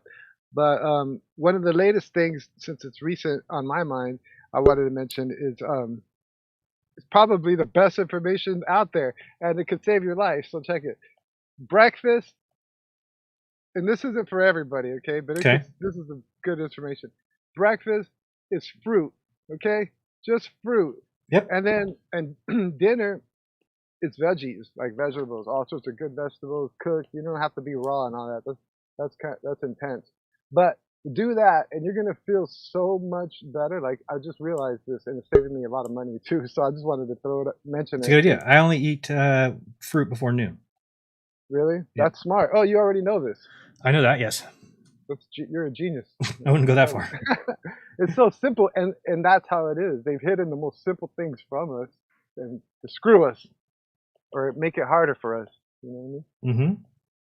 Anyways, yeah, people should know that. Just go. It's for people that don't know and they're like learning or maybe want it. Go buy a bunch of veggies that you're interested that you see at the store. And just buy a whole bunch of them. Put them in a pot with some water. Boil them and throw in one of those seasoning packages in there, whatever seasoning you decide. And just just eat veggies like that, and you're gonna see how simple eating really is. We got all these processed food thoughts going through our heads and all this crazy stuff. We don't know how we're spending all this money to eat to kill ourselves. It's suicide, basically. Yep. And it's just fruit and veggies. It's so simple. And organic fruit. I mean, that's another thing. People, if you go get a banana at the store, that's not organic. It's you're gonna be the best thing you could do is start growing them yourself. Buy some pots at Home Depot and any soil will do. There you go. Come to the summit because we've got I think Dr. Bares from Alphabetic is going to be doing a presentation on electroculture. So Ayurvedic or Alphabetic? What? Alphabetic, yeah. That's tight. It's a play on words, but anyways, on what? You tuning on what? On electroculture, how to grow things with using copper antennas, things like that. Oh, like horticulture with that new style. That's sick. Okay. Yeah, I'm excited about it. It's gonna cost. That's the one you have to pay $50 for each one or whatever it is. It's $50 for a pass. Or you can win one today by answering 5 trivia questions that I'll get to at the end. Oh, really? Okay, cool. Yeah, I want to see that. That sounds great. I like horticulture. I want to learn more and more about that. Before you let me go, I'm glad I said that because, man, hit up, stick it to the man. Don't pay all that money. Just eat simple. Absolutely. That's why they've taken the seeds out of everything, because they don't want you to regrow it. Exactly, man. It's crazy. So all part of a system of this. The whole world is basically money. Should be free food growing everywhere. Oh man, the other day Miss and I were on our walk and there's these 2 trees in this guy's backyard just full of plums, and the other one was full of what was the other one full of? Plums, and I forgot the other thing. There was something else that there was a whole bunch of them. We're like, oh man, nobody should starve. Oh, it was cherries. They just had a cherry tree, but they were like the white cherries, not like dark red, but they're like white and pink or something. But anyway, we're like, nobody on the earth should starve. Nobody should be hungry. It's ridiculous that we don't just plant orchards and orchards of food. And like, have you heard of Gershwin? Like, you got Dr. Sebi and the Gershwin therapy. Dr. Gershwin, They weren't real doctors, but he was healing tons of people, and they had to take him out because they couldn't. And it's trippy because they got the Gershwin therapy, and you see what they're doing. They're just feeding him a bunch of vegetables, Yeah. This is veggies. You're just looking at veggies and a bunch of veggies. And when I go to the store, I'm like, this is like the Gershwin therapy. I'm tripping out. I'm like, food is medicine. Really, it is. It is. All right, I'm gonna let you go. Much All right, love. Joe. Thank you so much. All right, Take let's care. go with next. Oh, look who it is. Dave Weiss, are you accelerating upwards as we speak? I am. That's why I'm not floating away. So let me just jump right into it because I need a minute. Okay. Just because you can create the same effect doesn't mean it's the same force. Just because you can create the thing that makes us go down by moving something doesn't mean that that's what it is. It's like, hey, yeah, that's another way to make it. And I like the example with the car and the balloons. Right. But that's perfectly explainable. So they, first question is, what is the magical force that's pushing the Earth upwards, and where's it going? And that makes no sense to me. But the thing is, we can change. We are under the belief right now that it's the electrostatic flow down, which can be measured and can be manipulated. What's their excuse when we put a negative charge into the tinfoil and it goes up, or we put a positive charge into something and it goes down? I mean, how does that affect the upward flow of the Earth? Right.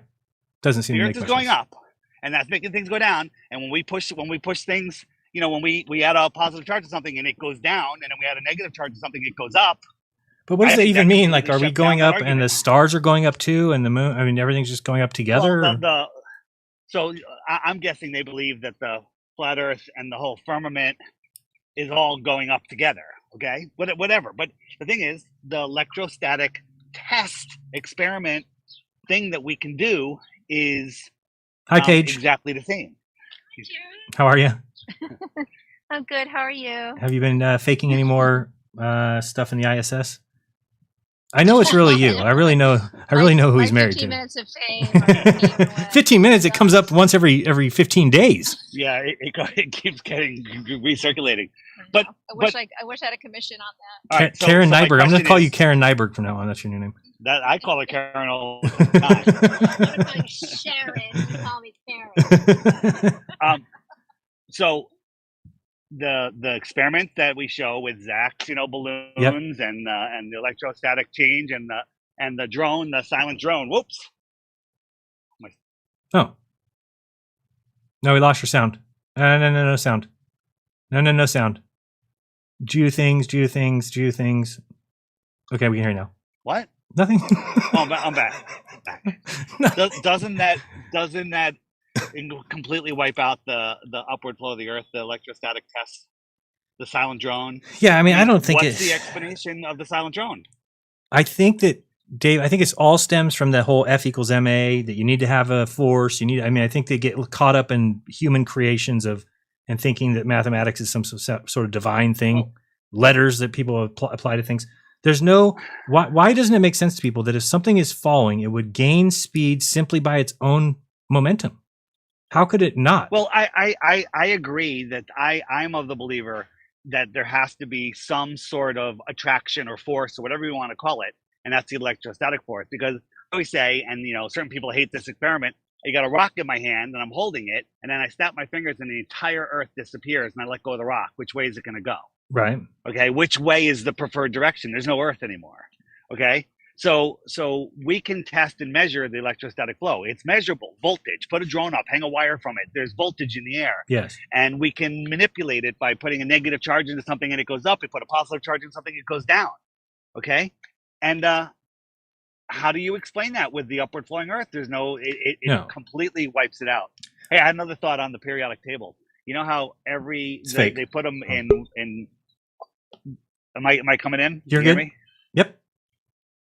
Can you hear me? Yes. So the all the elements are organized by molecular weight. Okay. And they go, well, this one is the next one over. It has one extra proton, and each one has one extra proton, and that actually works really well with the electrostatic force. Why is steel heavier than balsa wood or whatever? Oh, thank you. And I think that they're not counting protons. I think they got all of the elements, and they just took an equal amount of each, and they weighed it. They go, this one's heavier than that one, so we'll put it to the right, and this one's lighter than that one, we'll put it to the left. No shit. And they just literally weighed. They weighed all the elements. They're not counting protons or anything. No, how would they count that? It's so ridiculous anyway. Gold. So ridiculous Yeah. anyway. So that's such a simple way. I mean, give somebody 500, give somebody 20 different elements and say, put them in order from lightest to heaviest. Right. You get a cubic, a block, and put everything in a cubic inch of it, and then you sort them out. Hey, you just figured out the periodic table. We're just destroying people's mindsets, to be honest with you. I mean, because they're not ready for that. That's it. All right, thanks, Steve. Later. Wait, hold on. What? Everybody, make sure you're going to the summit next weekend. It's going to be epic. Who's coming? Who's the new guy? Did you announce it on the show yet? I did. I thought Sacred Knowledge would know him, but Jake from go ahead. I'm the improbable dreamer. That is Yes. one I am not going to miss. It's going to be so good. It's going to be awesome. I think he's 2 to 3 on Saturday. So I'm going to show people this. It's going to be amazing. It's going to be amazing. It's going to be good times. All right. Take Cheers. it easy. Later. All right, since Dave gave us a little intro to that, we'll cover that real quick just so people know. And please support myself, support Austin. Where is this here? There we go. True Earther. There it is. So we got trueearther.com. Go there to get and be part of the True Earth Solstice Summit. That's next weekend, the 23rd, 24th. And it's going to be an epic time. It's 2 full days. Make sure you don't forget to use your coupon code so you get your half off price. This little arrow is pointing to the place where you enter your coupon code when you get to the spot. And just to take a look at who's going to be there, we've got David Avocado Wolf. We've got music by Foundering. He's awesome. We've got Dr. Barry Lando. He's from Alphabetic. It's going to be an awesome presentation. We've got Spirit Vehicles, Clara Loretta. She's back. She's going to be doing a nice subject. I think I'm going to be doing it kind of with her or a little bit together about raising the Generation Alpha, which is the children being born now. We've got Dr. Narco Longo. He's from Old World, Florida. Excellent YouTube channel if you haven't watched that. Dave Weiss will be there, of course. Sean Griffin from Kingdom in Context will be there. Santos Bonacci, Mr. Astrotheology, will be there. Christopher Crumb doing music on day 1. We've got Jay Dreamers, who's awesome. He's going to be presenting on day 2. And then also, I think he's part of the panel on day 1. We've got the authors of What Really Makes You Sick, David and Dawn. They'll be there. We've got Brandon Big Sib from the Big Sib. He'll be there as well. And just added is the Improbable Dreamer, Jake, who will be joining us and presenting on Saturday. We've got Caleb and Derek, who we're going to be doing a joint presentation. We've got Iru Landucci, and we've got Austin Thompson. And I do know the name of the comedian now, and I forgot it, but we will announce that soon. But it's looking like it's going to be a great time with comedy on the second night. It is the last time that we're giving away the last time that we're doing lifetime passes. So because it's the last or the last of the 3, this is the trifecta. If you don't know, we're going to be doing 3 a year, one in March called Equinox, one in June called Solstice, and one in November called Mount Meru. And there'll be 3 here. Whether we'll add more than that or we don't know, but it's your last chance to get a lifetime pass. Otherwise, they'll never be sold again. So do that if you want. And you can support whatever creator you want. Whoever's speaking, you can find out from them what their code is. If you want to just support Austin and I, you can use the code SAVE50. That will work as well. And that will just basically go back to us. Anybody else, Jay is J50, Crumb 50, David and Dawn 50, Brandon 50, Jake 50, Caleb 50, Derek 50, Iru's NPT 50, Austin's Melodome 50. Anyway, get it from whoever introduced you to the event. And this is going to be a fantastic app. It already is, but I mean, just to show you how it works. Am I logged in? Maybe not. So if I go to video here, you'll see now we're starting to show up here. We've got Solstice Day 1, Solstice Day 2 ready to go. We had Equinox, we had Mount Meru. So as you picture now in November, we're going to have 2023's Mount Meru and so forth. And this is just going to keep adding to have all these presentations where you can go to any day, pick which person you want to watch. It's awesome. If you want to watch Sam Tripoli do comedy, again, if you come here now, it's going to be blocked. But to get access, you can just click that and go sign in. And let's see, put that one in, and you'll see now I'm signed in. So now I can watch Sam Tripoli. And just so some context, this was happening in front of this. So anyway, all kinds of fun stuff there. And you can also get, this is a audio player, so it works just like an MP3 player. You can come here. We have Mount Meru. We have Equinox. We'll, of course, have Summit, Solstice. But again, you can just click and listen to this one. Mount Meru, the whole thing is 1 day. So we didn't correctly do this. So Mount Meru has a 7-hour and 46-minute day 1 and a 9:53 day 2. Whereas now we're doing it separated. So if you go to Equinox, you'll notice that each day has all your players. So you're able to go in there if you want to hear Brian Young's presentation. You just hit play there. Plays just like a podcast. You can close it. You can do other things on your phone or iPad, and you can see that we've got. I appreciate Jaron and Austin inviting me again. So again, this works as an MP3, and then the extras is where you'll get your links and things to your gift bags, to your watch links. They'll all show up here as we get closer to the event. But it's very easy. Just come click pricing if you want to. I guess it'll let me still do that. And then you've got but to get this price, make sure you put in your 50% coupon. You'll see here that it says that the price is 100, even though you see 50 and 50, but that's because nobody should pay 100. Nobody should pay 150. Go buy now. You'll see over here where it says have a coupon, put it there, and then just type whatever. If you want to do Witsit 50, it is case sensitive, so just all capitals, Witsit 50, and then check, and then you'll see it's going to reduce the price to 50. Now go ahead and go through your purchase. had a couple people asking questions. If you are a lifetime member or a yearly member, obviously you don't need to do anything. So I guess it's not really self-explanatory because you might get here and wonder, oh, what do I do? It's, well, you're already set up. You'll be taking, you are included in this summit. So if you're a yearly or a forever member, then don't worry about it. There's nothing for you to buy. It's only for people who are just getting in for the first time. And they can either buy a year, which would be the next 3, right? So they would get Solstice, they would get Maru, and they would get Equinox. So if you buy a year, it's always the next 3. If you buy Lifetime, then you get everyone. All right, so that's basically it. That's your help. If you click help, that'll take you to the help desk where you can talk to one of us on Telegram. And that's basically it. But you'll notice that this will get great as things get added. We want to add things like debates. We want to add things like courses. So I really recommend the Lifetime Pass for those who have that kind of money and want to be a part of this for the future. As Austin and I are really excited about it. We like the kind of the challenge of finding new people, of including some people that have already spoke so that we can kind of get some different perspectives, but then also always presenting new people. So this time is awesome. We've got a lot of new people in the fact that we've got 2 doctors on the roster as far as Dr. Longo and Dr. Barre. And we've got Jake, be his first time. And so it's going to be a fun time. And I believe that's it. This is my store, shop.jeranism.com. Did I want to show this for any reason? Don't think yeah, just if you want to get the library access, that's here. Video content, the USBs. If you want to get the hats, the SpaceX Fake X beanie, the NASA going effing nowhere, or the combo pack, or if you want to get any consultations, you can do so here.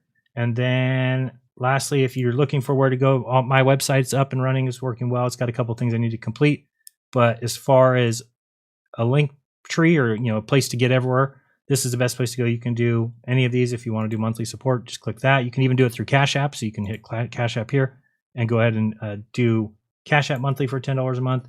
It'll automatically pull from it.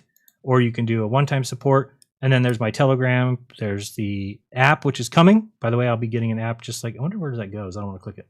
Where does it go? I don't think that's ready yet. Oh, maybe it is. Oh, it's still got a little bit more things going on, but it's going to be just like the, you'll be able to go up here. Oh, there's too many extra buttons up here. But basically, you'll be able to go to videos and then have all my videos there.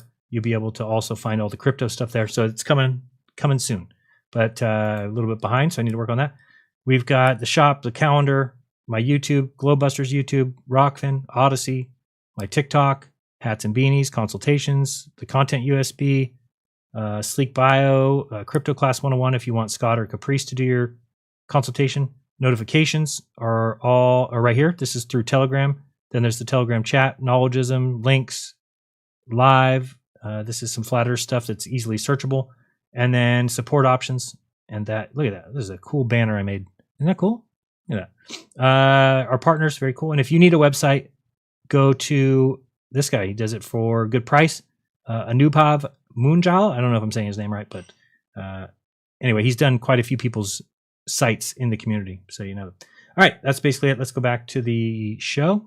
Sorry to go off on a tangent there, but please become a member at the True Earth. It supports the speakers. If you don't know, we pay the speakers to be there. It's something that Austin and I was important to us. We said, a lot of people have asked us both to do presentations, things not usually paid, right? I don't remember really being paid. So we said, let's pay them from the start so that they have a nice reason to present something good, to put together a good presentation. On top of that, we pay them almost half. It's 20 of your 50, so it's about half after fees and things. But of your sign up, so if you sign up for 50, we give right away $20 to the person that you signed up under, which makes it beneficial for them to share to their audiences, right? So we're bringing people together, and then for the customer themselves or for the attendee, we try and get more than $50 worth of value into your goodie bag, be that coupons, discounts, freebies. By the way, Dave Weiss giving away lifetime app memberships for all VIPs. So that's what we're talking about, right? So that's, it's $11 a year. So in 5 years, you would pay $55, right? Just saying that by coming to the event, paying the $50, now you just got that for free. So that's just one person. And we're encouraging that from all the presenters to bring something to the table eventually. And it may not be the case now, but this is why I think a lifetime membership is a good thing. eventually you're gonna get so much stuff for joining the event that it makes no sense not to go. And that's kind of our goal, so that everybody is benefited. Everybody's getting new information, good information.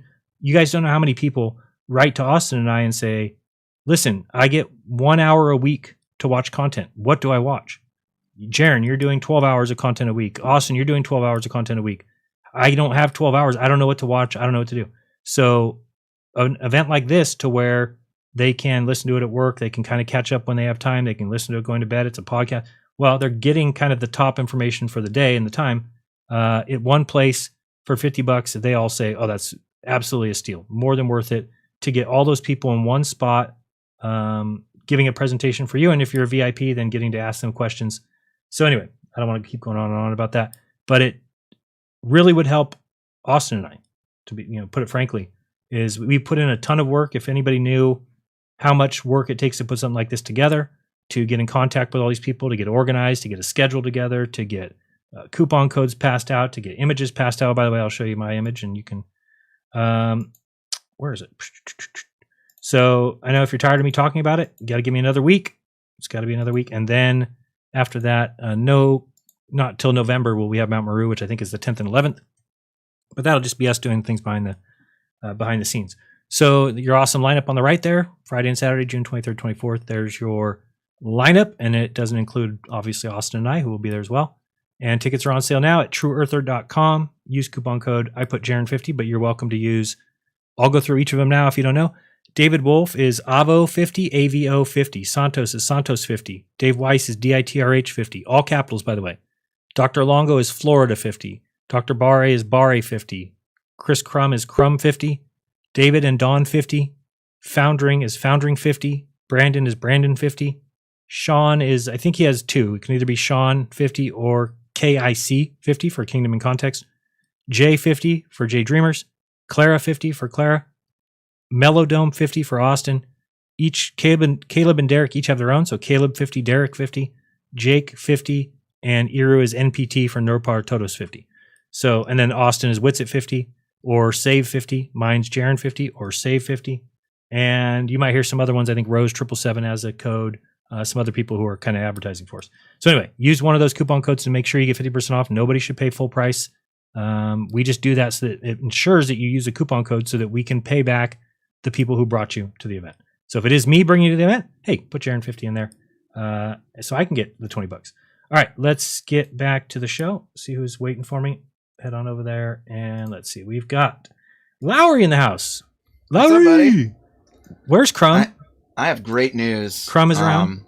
So there was a little bit of worry in the community. Yes. And hear me out here. I got a call from Weiss the other night, says he couldn't reach Crumb. So we were worried Mr. Crumb perhaps might have gotten kidnapped in the last 2 weeks. And with a great deal of effort through not only myself, but some very good friends in the community, we were able to reach out to his kidnappers.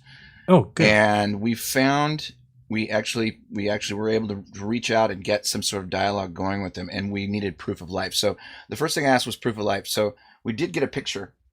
There he is. Living. All right. And then I sent it to Weiss, and Weiss says that's not that we don't know that's we don't know when that picture was taken. Oh, but just in the last half an hour, I did get this from his alleged kidnappers. Are you ready? Yes. I'm dead. Make sure you call the cops. This is not real Crumb. This is AI. Crumb dead. Asian Crumb. Oh yeah, there's more. Crumb said he missed you too. Love you long time. Yes. AP. All right. So anyway, he's got it looks like he's going to be okay. Okay, good. Yeah, we were a little bit worried about him. Well, I mean, he's gone dark in the past, but like 2 weeks was a little long, so there's a little bit of a. Yes. He's going to be there too. I'm glad he's going to be at your thing. That's super cool. Yeah, he's going to be doing music the day one. So awesome. Glad he's going to be there. Yeah. I don't really have anything else. I just wanted to. Oh, good, because I didn't start your clock. Yeah, you don't even have to start my clock. You just go into somebody else. There's a lot of people who Pause. talk about more stuff. Was I going to ask you something else? Maybe. I saw you on somebody's show recently. Oh, on Melodome? I was on Melodome, and I was on Austin Witsits last night. Every now and then I'll get a spark up my ass and just jump on there if I hear something funny. If it's open panel, I'll jump on there. And was Brenda there last night?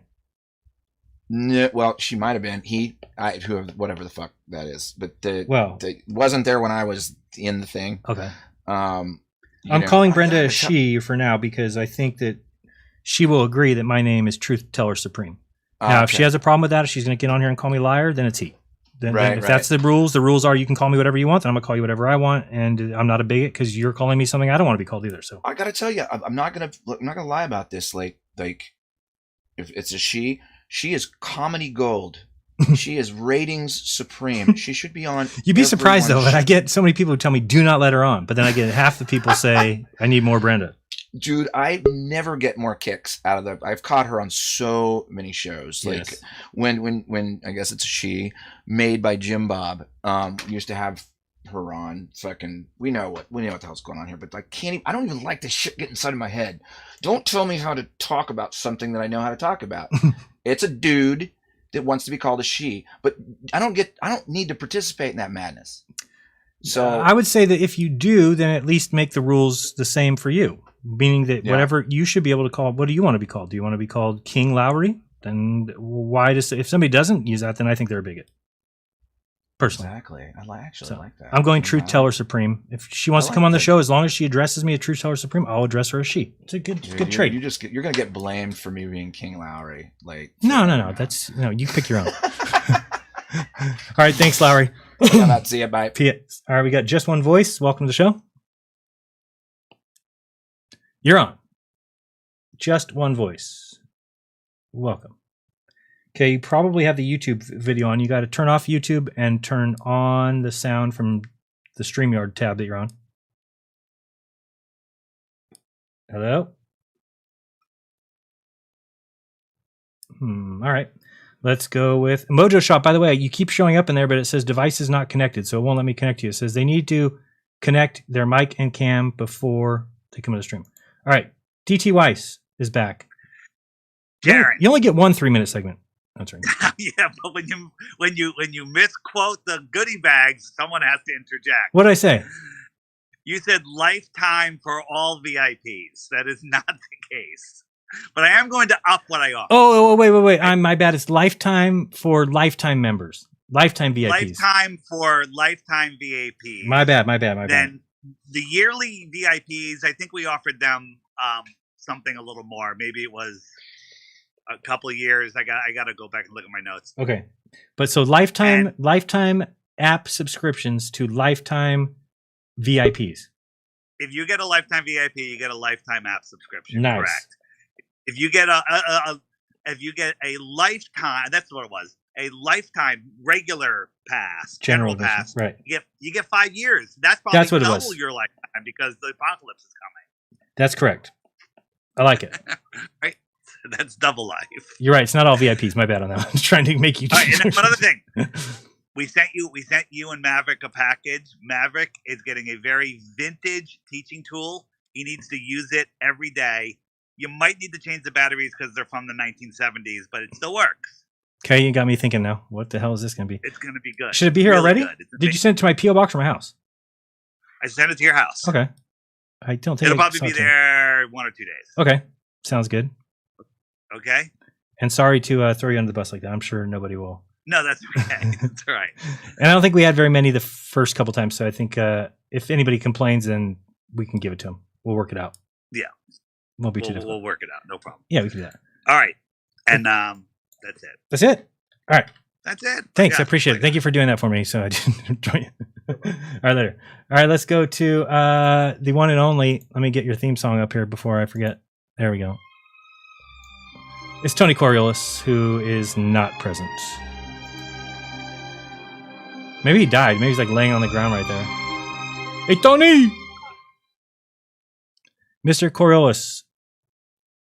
Man, you blew it. Your time. Look at how many. You got 41 seconds left. Oh, what up? No 39. way, it didn't take that long. 30. Yeah, I'm just kidding. Dave's time. Let me reset it for you. What's up? I played your theme song too. You missed it. Oh shoot. Okay, I rewatched them like 4 or 5 times. Oh, that's a lot. Okay. You want to play it again? We can play it again. Here you go. New Year for the start, dude. That was awesome. There you go. Now you happy? You got your theme song is here. Perfect. Okay, go ahead. Starting off, wanted to show off that coin I mentioned. Yes. I got one already. Sweet. So now the website is up and running, and it is that guy Melodome mentioned, Dalu. Okay. So one side of the coin is Gleason's map, right? Yes. Okay. And then the other side is the astrolabe. Nice. I'm trying to not touch it at all. I'm keeping this thing forever. But it's very cool, and the website's up and running. What's the website? FlatEarthCoins.com. FlatEarthCoins.com? Yes. Okay. I'll even put that in the chat or whatever. Thank after you. This call. Very kind of you. So hey, the first guy to call today mentioned the Chinese New Year Yes. a little bit and asked you about 13 because of the girls' menstrual cycles, 13 months, 13 moons. Yes. So I already called into Coffee Talk with Karen B, maybe a month, 5 weeks ago or something. Okay. And we were talking about that, and then that subject came up, and how a couple years back they tried to introduce a 13th astrological sign for this American astrology. I remember hearing about it. Yeah, and then Karen looked it up and everything, and they were talking about it for a while. It's really cool, but overall, I just think they kind of were BSing on the 13th sign, So I just still go off the 12 for this, even though, what does it really mean? Who knows? Yeah, I'm not really sure. Ranking them all, But also, so in that Karen B call, Cammy Nodell, right? Yep. So me and you are monkeys, and then on our team are the rats and the dragons. Cammy and Bob were rat and a dragon. So yeah, just interesting. Just figured I'd let you know that. Okay. 154 left. Okay, so today when I woke up, I always wake up early. I'm a maintenance worker. So woke up at 4 a.m. and then I had a message from my one buddy who's super space. He had a space video game where oh, you're NASA and you got to build your way, and then if your missile crashes, then you have to come back and start all over again. So, and he was really advanced in the game, blah blah blah, And this was 2014 or something. One of those buddies of mine. Okay. Okay. He tagged me in something on Facebook. So it was right when I woke up. I check everything, and then I saw he tagged me in something. Anthony, how did they fake this? CGI or something, And I forgot, my name's Tony on here. I'm Tony Coriolis. Yes. And then I tried to comment back. It would not let me comment back. And it was on the International Space Station Facebook page or whatever. Okay. So I've just hit him with 2 videos, He's probably not even gonna watch him. Probably not. I got called out by a Globie today. Feeling a little, Called out for what? But I'm fine. Yeah, I'm fine. Called out for what? Just called out on oh, this guy's flat. Let me make his profile all public to all these stupid, people that follow International Space Station. I don't like that. I just keep all my stuff on public, So yeah, that's the only thing I don't like about that comment. I messaged him and I said, "Hey, dude, cool with the comment. Check this video, Didn't. I bet he didn't even watch it. I'll Probably find out. Yeah, probably not. I don't. I really think I see so many people who get frustrated by doing that. I mean, I don't know. Yeah, introduce the topics, introduce it, plant seeds, but don't get yourself involved in these, because these guys they think because they repeat what they were taught that it makes them smart. Not one of them has ever done spectroscopy. Not one of them has ever measured the distance to the sun. Not one of them has ever, they've never done any of that. They just think that they're smart because they're told that they're smart. I mean, I hear that. Yeah. So don't let them get you down. I really think, as I said before, COVID and this flat are one and the same. I always start the conversation with COVID, then bring it on over to flat. Just keep them thinking. I know I'm right on everything with COVID. You can't. There's no other alternative to this. Flat, they can say there's no but they both are one and the same. They're both correct the way I'm seeing them. Yeah. So that's how I'm living. And again, you should be allowed to basically believe anything. I mean, I don't know what the big deal is if we said, "Oh, I just think the Earth's flat." I mean, these guys lose their minds and it's just so pathetic. It's just a religion. There's nobody else who reacts like that other than religious people. Totally. So, all right, thanks, Tony. Appreciate it. All right, peace out. Later, Mojo. Welcome to the show. I did. I think you're. Hey, I guess you got me now. No, I got you. I hear you. Cool. Hey, I can live in a ball. You can live on a ball, but we cannot live on a ball. Man, that is old. Yeah, that's probably from your first episode. I've been around, guy. Yeah, that's a long time ago, but that is very true. Yeah. Hey, a quick thing about I'm going back a little bit, about that Blackpool Tower with Ranty. Yeah. His camera's 12 miles away, but what if he zoomed in? You're right. Makes a difference. Yeah, I think that photo zoomed in. Take a look at it again. Yeah, and you know, it wasn't even Ranty who took the photo. Right. Can you imagine? I can't imagine just changing my whole beliefs because of a picture that somebody else took that I'm just going to, oh, I believe that. Yeah, just one picture and it's, one picture. Yeah. Number 2, the rice experiment. I don't know when you've done it last, but I got a suggestion. Okay. Well, how about 2 neutral jars or control jars, 2 neutral ones. Okay. And you put, now you take your love rice and you love it to death. And then you put it in a cupboard next to one of the neutral jars. You take your hate jar after you get done hating, and you put it next to a different neutral jar. Okay. And I like to see if there's any transference into those neutral jars. Okay, good question. Yeah, just by them being near each other. So, right. So basically, you're talking about, can they all be in the same cupboard? I think so, but it might be more effective if they were in separate covers. Yeah, I think people would complain there, and they would say that the change was because of the cupboards.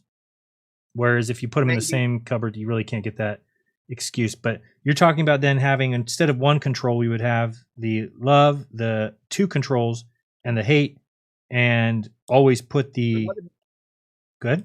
Yeah, the love and hate would each have their own control, and when you put them back in the cupboard, they could touch each other. The love could touch its control, the hate could touch its control. Okay. You know, to see if there's any transference, and maybe a foot between the 2 neutrals, you know, so they don't touch each other. Okay. I'll do it again and just film what it looks like, because we tried. The only thing that surprised me is I tried to do it mentally and it didn't do anything. So. Well, that's your mental state, though. Yeah. No, I mean, it's probably true. I probably don't know how to do it, but as far as speaking, it absolutely works. Yeah, cool. And I got one more, and I don't know if anybody's thought of this, but every map is a flat Earth map. You know that. I know that, right? Yes. Okay. Apparently, the Globers don't know that. For instance, if you track a distance between any 2 cities on a flat map, pull out your Rand McNally Atlas or whatever, it's not going to tell you how much curvature between 2 cities. Right. True. Good point. Yeah. Okay. So now, how is that important? Well, okay.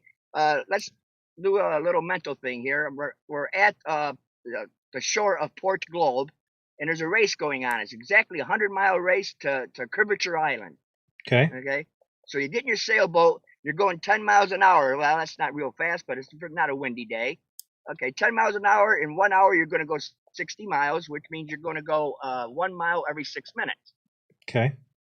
So now that's where curvature is important. It's a 100-mile trip. What's the curvature of 100 miles?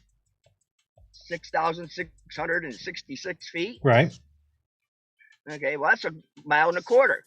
Well, if it takes you 6 minutes to go a mile, that's important to know if it's an additional mile of curvature. Okay. They wouldn't say it's an additional mile of curvature. You would draw a cord. You got to go over a curve to get there. Yeah, but what I'm saying is that's the drop. It's not additional to the length between the 2 people. You can figure that out. It's just a chord length, right? So if you take the 2 locations, however much distance is between them, but it's pretty tiny. Okay. Well, real quick now, I jump in my boat and I take off for this 100-mile trip. Okay. And I go exactly 50 miles, and there's a little island where the guy hollers out or jumps on the boat and says, "Where you going?" I got going to Curvature Island over there. I got another 3,330 feet to go because I've only gone halfway, 50 miles. And the guy says, "No, you don't. It's only 1,666 feet. It's 50 miles from here." But I started 50 miles back. I had a 100-mile trip. I had 6,666 feet of curvature, and I went halfway, which means I got 3,330. No, you don't. So you only gone 50 miles, which is 600. You know, that's why it don't work in a map. It just don't work. Okay, I got it. I need to think. You follow that? Yeah, I'm trying to think of if there's a calculator, I'm sure that tells you what the chord length is. So like for 100 miles, I don't think it's what'd you say, a mile and a quarter? Yes. I'll have to find a calculator that tells me what the chord length is. Here it's telling me why do I need to know the angle?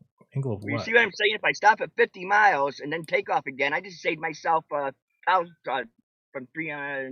thousand miles worth of curvature. A couple thousand miles? Well, yeah, because now if I'm going 100 miles, I got to go over 6,666 feet. But if I Right. stop at 50 miles, if I stop at 50, that means I only went over 1,666 feet with another 1,666 feet to go, Okay. which does not add up to 6,666 feet. You lost me a little bit, but okay. All right, so write it down. 50 mile curvature, 1,666 feet. Wait, hold on a second. I thought you said the total distance is 100 miles. Yeah, right. But you go now 50 miles. The curvature is 1,666 feet according to the calculator. Okay. Okay. So if I'm planning on going over 6,666 feet on my 100-mile trip, but if I stop at 50 miles, that means I only went over 1,666 feet. I didn't go over half of that. I didn't go over 3,333 feet. Yeah, I see what you're doing wrong though. The answer is always how much it drops from the starting position. So if you're Right, and I started 100 miles back. okay, so the entire distance is 6,666 feet. Not half of it. Half of it is going to be significantly less. Right, but if I stop, guy number 2, he's 50 miles away. His drop is only 1,666 feet. Right. Guy number 1 from 100 miles away, his total drop is 6,666 feet. Okay. Yeah, So and now the guy from 100 miles somebody away- 6,250 away would be 4,000 or 3,995 miles of curvature. So what's you're forgetting that it exponentially grows. A half Yeah, but mile is short. It's not. You don't you're keep not adding them talking together. You don't keep adding a half mile. It's the drop from the starting location. So from That's what I've said. My starting location is 100 miles back. My total drop would be 6,666 feet. Till I Correct. got to 100 miles for that whole distance But, of 100 miles. So now my trip's 100 miles away. I go 50 miles. Okay. Okay, and now that means I should have gone over half of my curvature to my 100-mile trip, right? What's half of 6,666 Yeah, feet? but it's drop, not curvature. I don't know why you're calling it curvature. It's just drop. Call it drop then. Okay. But now I've got to go. I got a drop coming of 6,666 feet of 100 miles. Okay. A guy at 50 miles going to that same distance only has a drop of 1,666. So time out. Are you expecting it to be half? It can't be half. That's Okay. the problem. That's the problem with the globe. That is the huge problem with the globe. That's why you cannot put curvature on a flat map, because it's going to be different. If I go to New York to California, there should be a certain amount of drop. Well, if I stop in Kansas City, that changes the drop entirely. Okay. The total distance.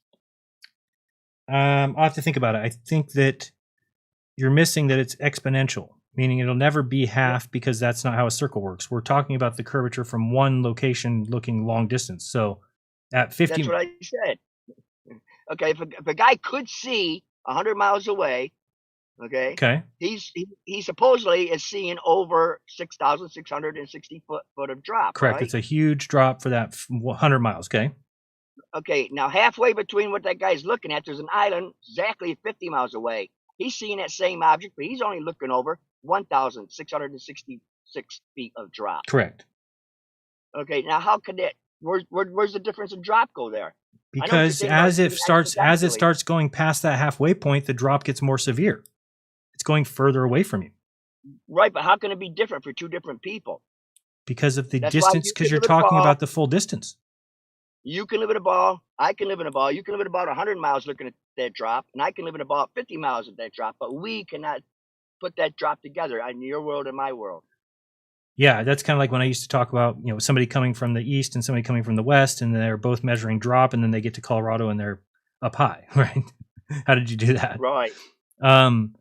Yeah, I guess I think the confusion might be in the idea of curvature, like how much curvature there is. Well, it's more how much drop there is. And after 100 miles, something is dropped 6,000 feet or 6,666. But after 50 miles, it's only dropped. But if I'm standing at the 50-mile island looking at the same thing you are from 100 miles away, I'd say, no, it's not. It's only 1,600 foot of drop. What's the matter with you? Yeah, okay, but if it's only 8 inches of drop in 1 mile too. So if you're talking about let's talk about 2 miles now. Let's just do 2 miles. 2 miles is 32 inches of drop, but 1 mile is only 8 inches. So you'd have the same issue. You'd be saying, well, shouldn't it be half of 32? Which it's not. The reason why the second mile is more than the first is because it grows exponentially.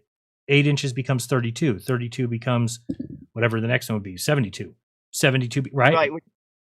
Right, which is exactly why you cannot draw it out on a flat map. You cannot put distances between New York and Washington D.C. or San Francisco and your place. Correct. You cannot Okay, I put got you. drop on there. Correct. Yep, because they would say because it's it's not representative of the sphere. It's always changing from wherever you are. In other words, if I'm going 100 miles and I go 10 miles, now I got a new starting point. It's 10 miles or 90 miles away. Correct. Yes. So that's why you can't do it in a map. And that's why every map is a flat Earth map, and they need to get that through their thick Glober skulls. All right. Well, thanks. I appreciate it. All right, man. You have a good day. You too, Mojo. Troubling Tribune. What's up, boss?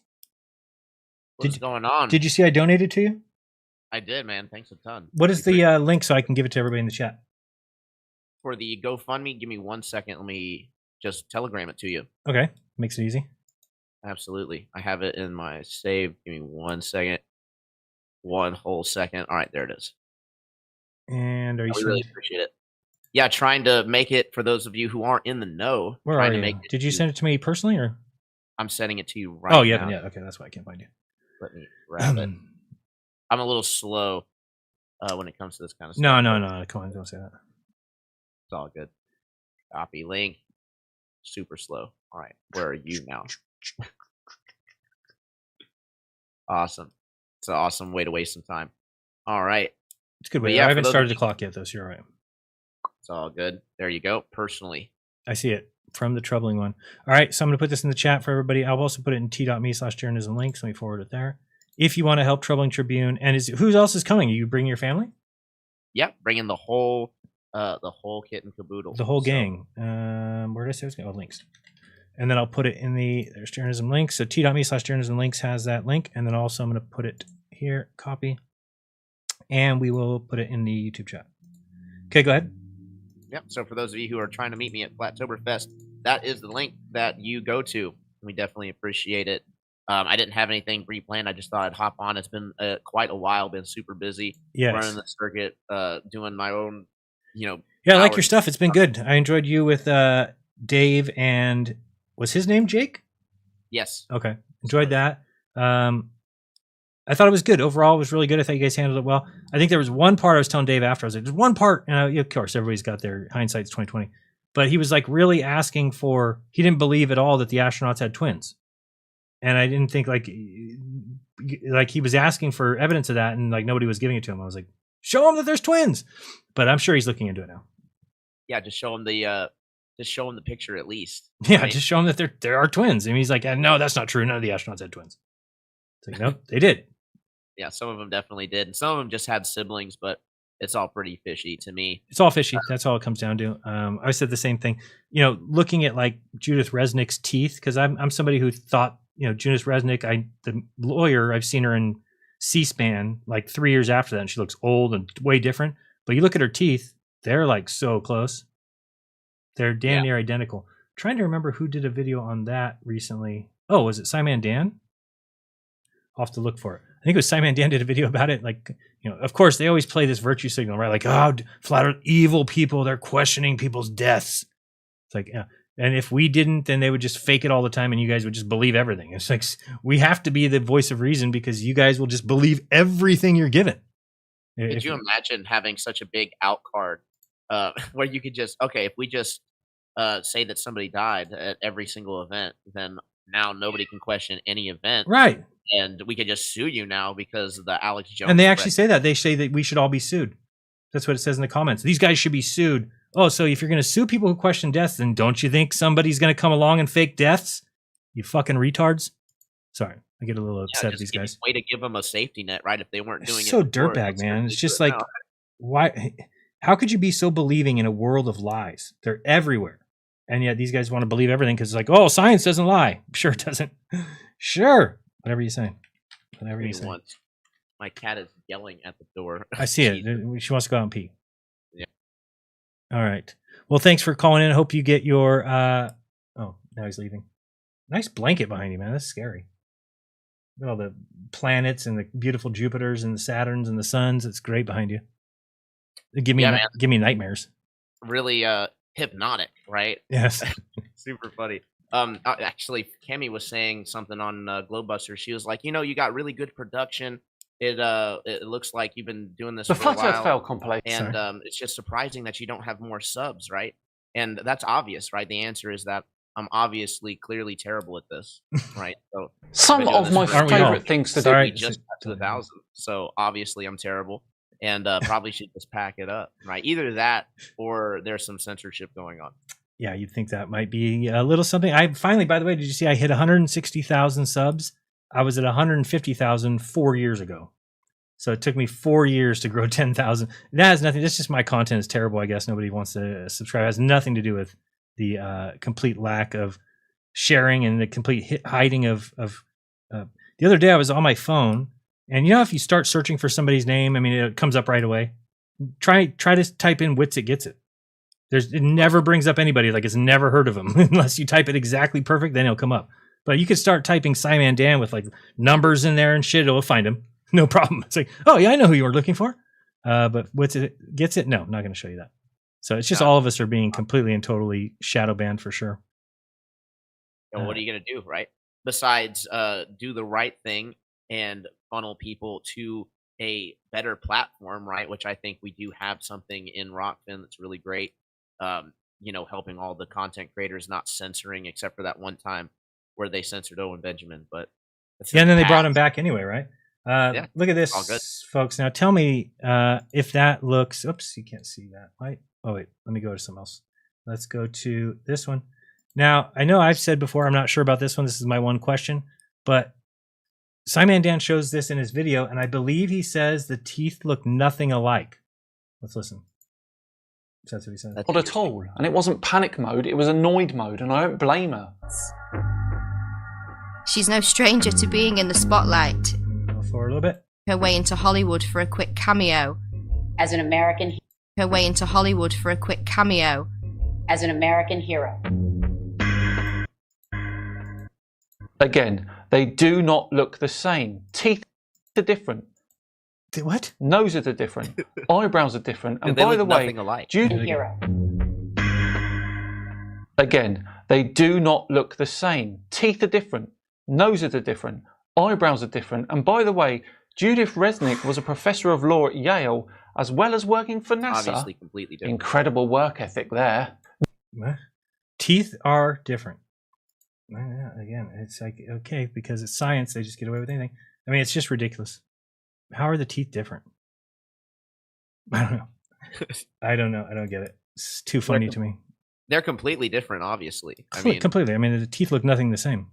So, but here's the thing. Imagine how easy it is to be Glober. You can just say anything like that, and they just eat it up. Because it's mostly 12 and 13-year-old boys who, still have 10 or 20 years until they'll ever have a date. So they just get off on thinking that they're smart because they were told things in school, and then this guy's reconfirming them, and they're like, oh, I love it. But again, to me, nothing more unimpressive than a man who gets his beliefs from somebody else. Nothing. Might as well be a robot.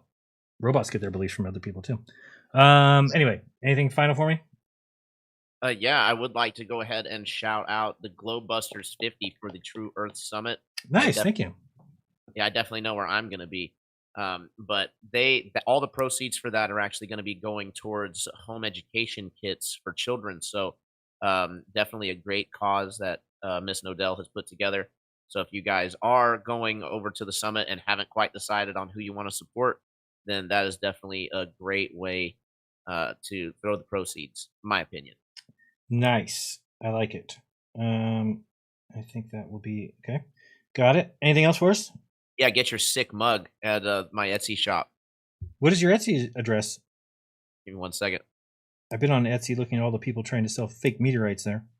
Oh, nice, dude. That's a pretty easy grift. Yeah, it's an easy grift. It sure is. Sure is. This is from space. Yeah. I really wanted the guy. I went to see the head of geology over here at the college. I was with him for like an hour. really nice guy though. Really, just loves rocks, loves talking about this stuff. But yeah, when you should see his eyes light up when he starts thinking of rocks from space. It's just he's beside himself. It's so cool. He's probably one of those guys that end up with a tattoo on the arm. But I just posted it in the chat. Where at?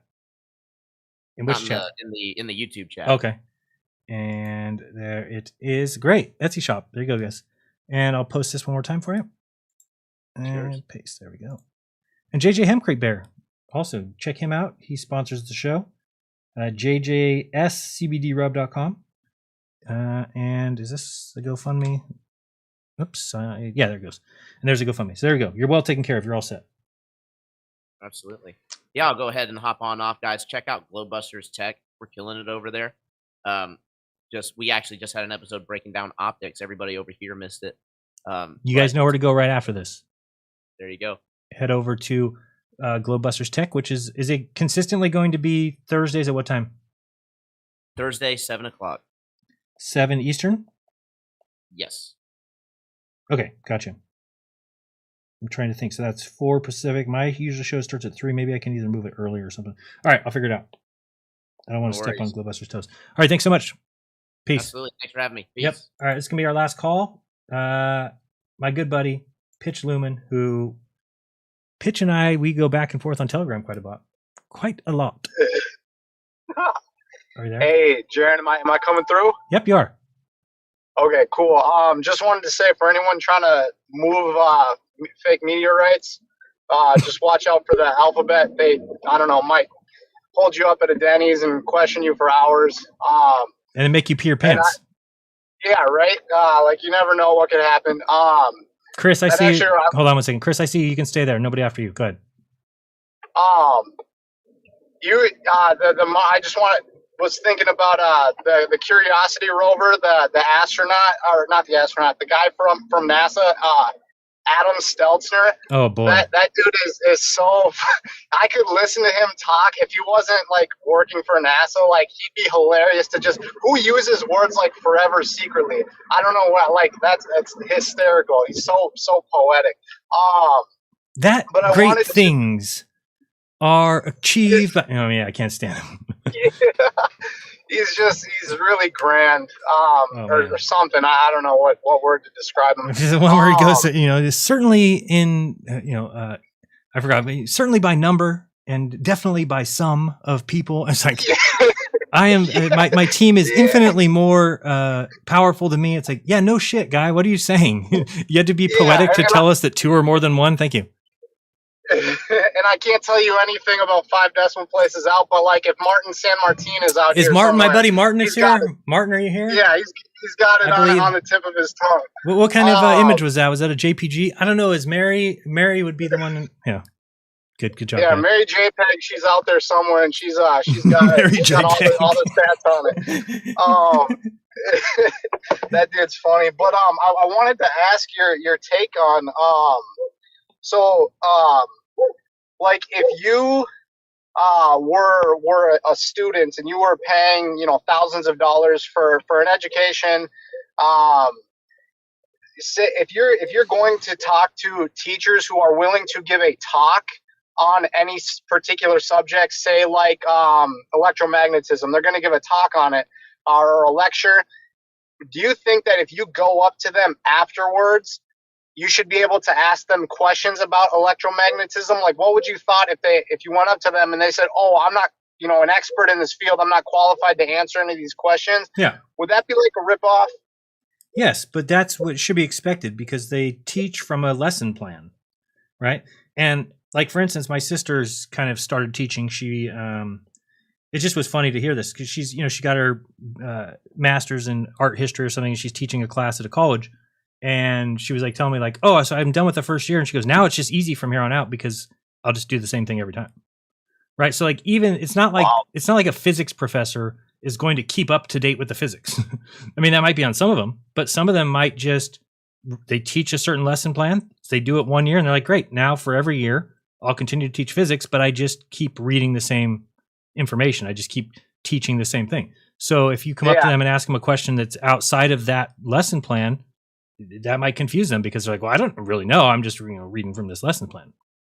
Yeah, if you're in physics 702, they're gonna only teach you 702 stuff, and like I think that's what would make like a true teacher is someone who would be like, if you ask them a question, they're gonna help you. They're gonna go investigate and try to find things out and expand their knowledge, bring it back to the class and stuff. And so that's something That takes work, something that though. yeah, it does. But it's good work if it's honest and if you actually Yes. find good things out that can benefit society. I also just want a couple other things I wanted to like throw out for anyone. There's an experiment that someone did where they made an observation of a laser source over land at 21 miles away in Canada. And so for anyone who's talking with people about like refraction over water, that one is, I think, like it gets rid of immense amounts of refraction or whatever a glober might claim. So if anyone's looking for that, I think it's Mikey Smith is the name of the channel. But he has it's a Canada, flat land in Canada where he made this observation next to railroad tracks. And then I also wanted to say too, I don't know if I can say like the name, but like there's a prominent anti-flat earther who was Obviously, you cannot say the name. Are you there? You got cut off right before you told us who this was. Hello? Pitch. Stay there, Pitch. I'll come back to you. Let's go to FMX Radio Live. Oh, wait. Are you recording this? Let me see. You're listening to FMX Radio Live. This is Jaron from Jeranism. Make sure you check out my channel. And remember, do your own research, because if you don't, you're going to be lied to by a bunch of demons. All right. Good. You can cut that out for your, there you go. for your there channel. you go. Appreciate that. How am I coming through? Wait, are we? Wait, am I back? Hold on a second. Let me go back to Lumen for a second. Okay, Pitch, you went away as soon as you were about to tell us the name. Somebody interrupted the airways. That was my phone like timed out there. But yeah, it's they were gonna help me with the four lights observation of 4 lights 1 foot high. And like this is like that experiment I think is so it's so important to showing giving multiple data points that mathematically you can graph out on a Cartesian coordinate grid, and it's a mathematical proof of the surface of water, the shape of it. But like where they're at with that is there's no demonstrations. Like Jaron, when you do an experiment, you have to give every variable you possibly can, have all the numbers written down.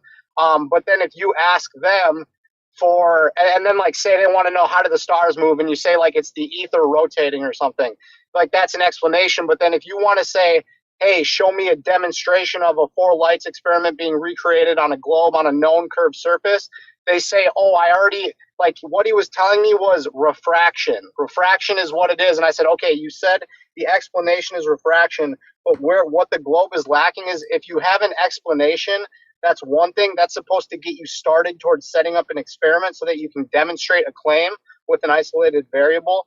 And I think that, and like having a control setting and everything, and that's where like it's there's so much that is empirically, like there's only empirical backing for a non-rotating Earth.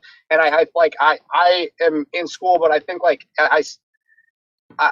I'm really looking forward to taking this stuff to physics professors and like with experiments and with things that are backed, because like there's nothing. And I feel like with all the censorship and everything we go through, for anyone out there, like I think that these debate channels are a good way to at least get it out there, get around censorship, and then doing things in person, commenting, even if people are trolls, but you can don't like insult them or anything, just respond with facts, and then anyone reading will actually get good info from you and see the insults of the other the troll or whatever. But then I think going to classrooms too, there's no censorship there, kind of, with an asterisk or whatever. But yeah, so I just congrats, Jaron, on getting some up on despite all your censorship, because you've really changed the internet a lot with the null school and everything, and Antarctica. Wait, did you see the beginning of the Did you see the beginning of the show where we looked up Horizon? No, I just hopped Oh, on. I just dude. got off work, so You're gonna love it if you go to the Wikipedia. I'll check. Go to the Wikipedia for Horizon, and now it says. Let me get you the exact words because I don't want to. Oh, here it is. Now it says the horizon is the apparent curve that separates the surface. Can you imagine? They added the word curve, and I went and looked at the Wayback Machine, and it's just been added the last. What did we figure out? Month or two. Every time before that, it never said the word curve. So this is how desperate they are. They have to actually change Wikipedia now to try and get their stupid lie out there. Pitch? All right, later, Pitch. We're going to let you go. We've got FMX Radio now joining, and I believe he's almost there. Not yet. And there he is. Boom. We got you. What's up, brother? Grand evening, Jaron. What's going on? How are you? Jaron's chat room. Good, brother. Good. Sweet. Had a wonderful Look at day you on the 1 and 2s. On the 1 and 2s. On the 1s and 2s. I got the new editing machine, baby. Oh, that's nice. It's Yeah, happening. it's like The mine 4K kind of looks editing. like that. What card did you get? This is the GTX 4 RTX 3040, Okay. 4060. Nice. Oh, it'll do the job much better from my old 5-year-old i5 6 freaking. I know. I love mine. On it, yeah. Love my computer. It's gonna be doing big things, though. The editing's about to upgrade itself. Really about Can't to wait. do some things here. Oh yeah, I'm excited. I've been really stagnant with what I've been able to do with my primitive little laptop I've been working on and DJing from and crashing. Yeah, that's on tough to do it on nightly a basis. laptop for sure. Yeah, very much so. Very much. What kind of editor do you use? What do you use? Adobe? Yes, Adobe. Okay. It's going to be Premiere now. It's been hit or miss with it. I use DaVinci like you, and I've also been using Movavi. It's a very cheap one-time pay, and you can use your whole life. And they've been upgrading. They've been a lot better for a beginner's editor. I've maxed out my bench weight on it, as it were. So I'm very excited. I'm going to start taking some courses with the YouTube University, and you're going to see some really amazing, AI too, AI videos. I've really been looking into learning about that.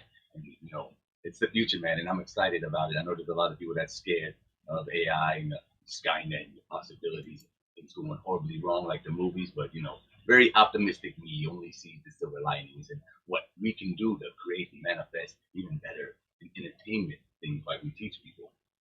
That. That's how I like to teach people. I like it. I don't know what's going on with this. Something's true. I don't know if I'm still on Rokfin or what happened. Oh. Shout out Rokfin. We love you, Rokfin. We love you, Rokfin, if you're still there. Love you. I'm still there. You're still there. I've been on Twitch lately too. Anybody who's been watching, if you're ever on Twitch, Been streaming there? Flatman X on there, everywhere, almost everywhere that allow me to put my face and music on there, or let me express me and the creative willness that I have and the energy.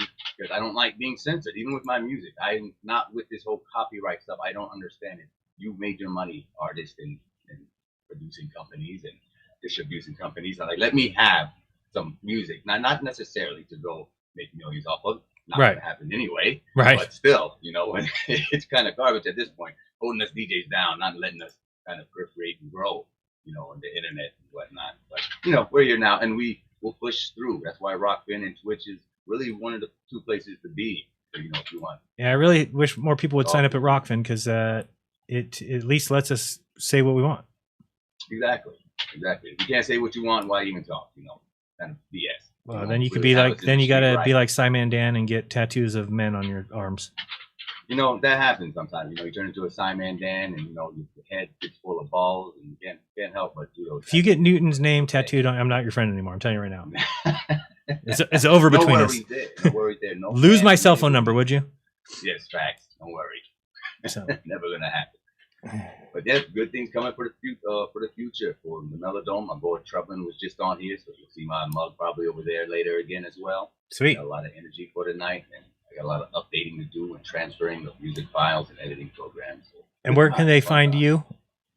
as always, you'll find me on the YouTube, the Telegram, the Rokfins, my Facebook, True Earth University on Facebook. That's where a lot of my awesome videos I've been putting out since day one, before I was even on YouTube. But a lot of videos are on the Facebook, True Earth University. That's going to be switched to True Earth Entertainment soon, because I'm kind of not trying to trigger people. You'd be surprised how many. Oh, I'm not surprised. You're not surprising me. Trigger people with just words. People Right now, get University very is upset. a big one. You know, simulation is a big one. You know, like I've been hearing around the circles, but you know, so I've been kind of poking the bears when it comes to that. You know, devil's advocate everywhere. People are You gotta crazy. keep it fresh. Gotta keep people on their toes. People are crazy. That much we know. Big time. All right. Anything else for me? Nope, that's it, brother. I just wanted to jump in and say hi. Congratulations on hitting 160 from being behind the scenes for over a year in your editing room now, watching it slowly crawl its way up there. I'm you like, noticed what the hell? The slow And ass I'm like, crawl. this is BS. Even sharing it on my channel, it's like your name. A lot of our big hitters in the community's name are flagged across the internet, practically. Unfortunately, you know, but it's okay. You know, that just means we're winning, and they're just going to give us the more motivation to come up with new tactics to keep, you know, getting around the little blockade. So that's what we do. You know, tip of the spear. Here we go. Jeranism. You know, Speaker's Corner. Love being here. All right. Thanks. I appreciate it. For having me. All right. Peace. FMX Radio. Chris, great guy.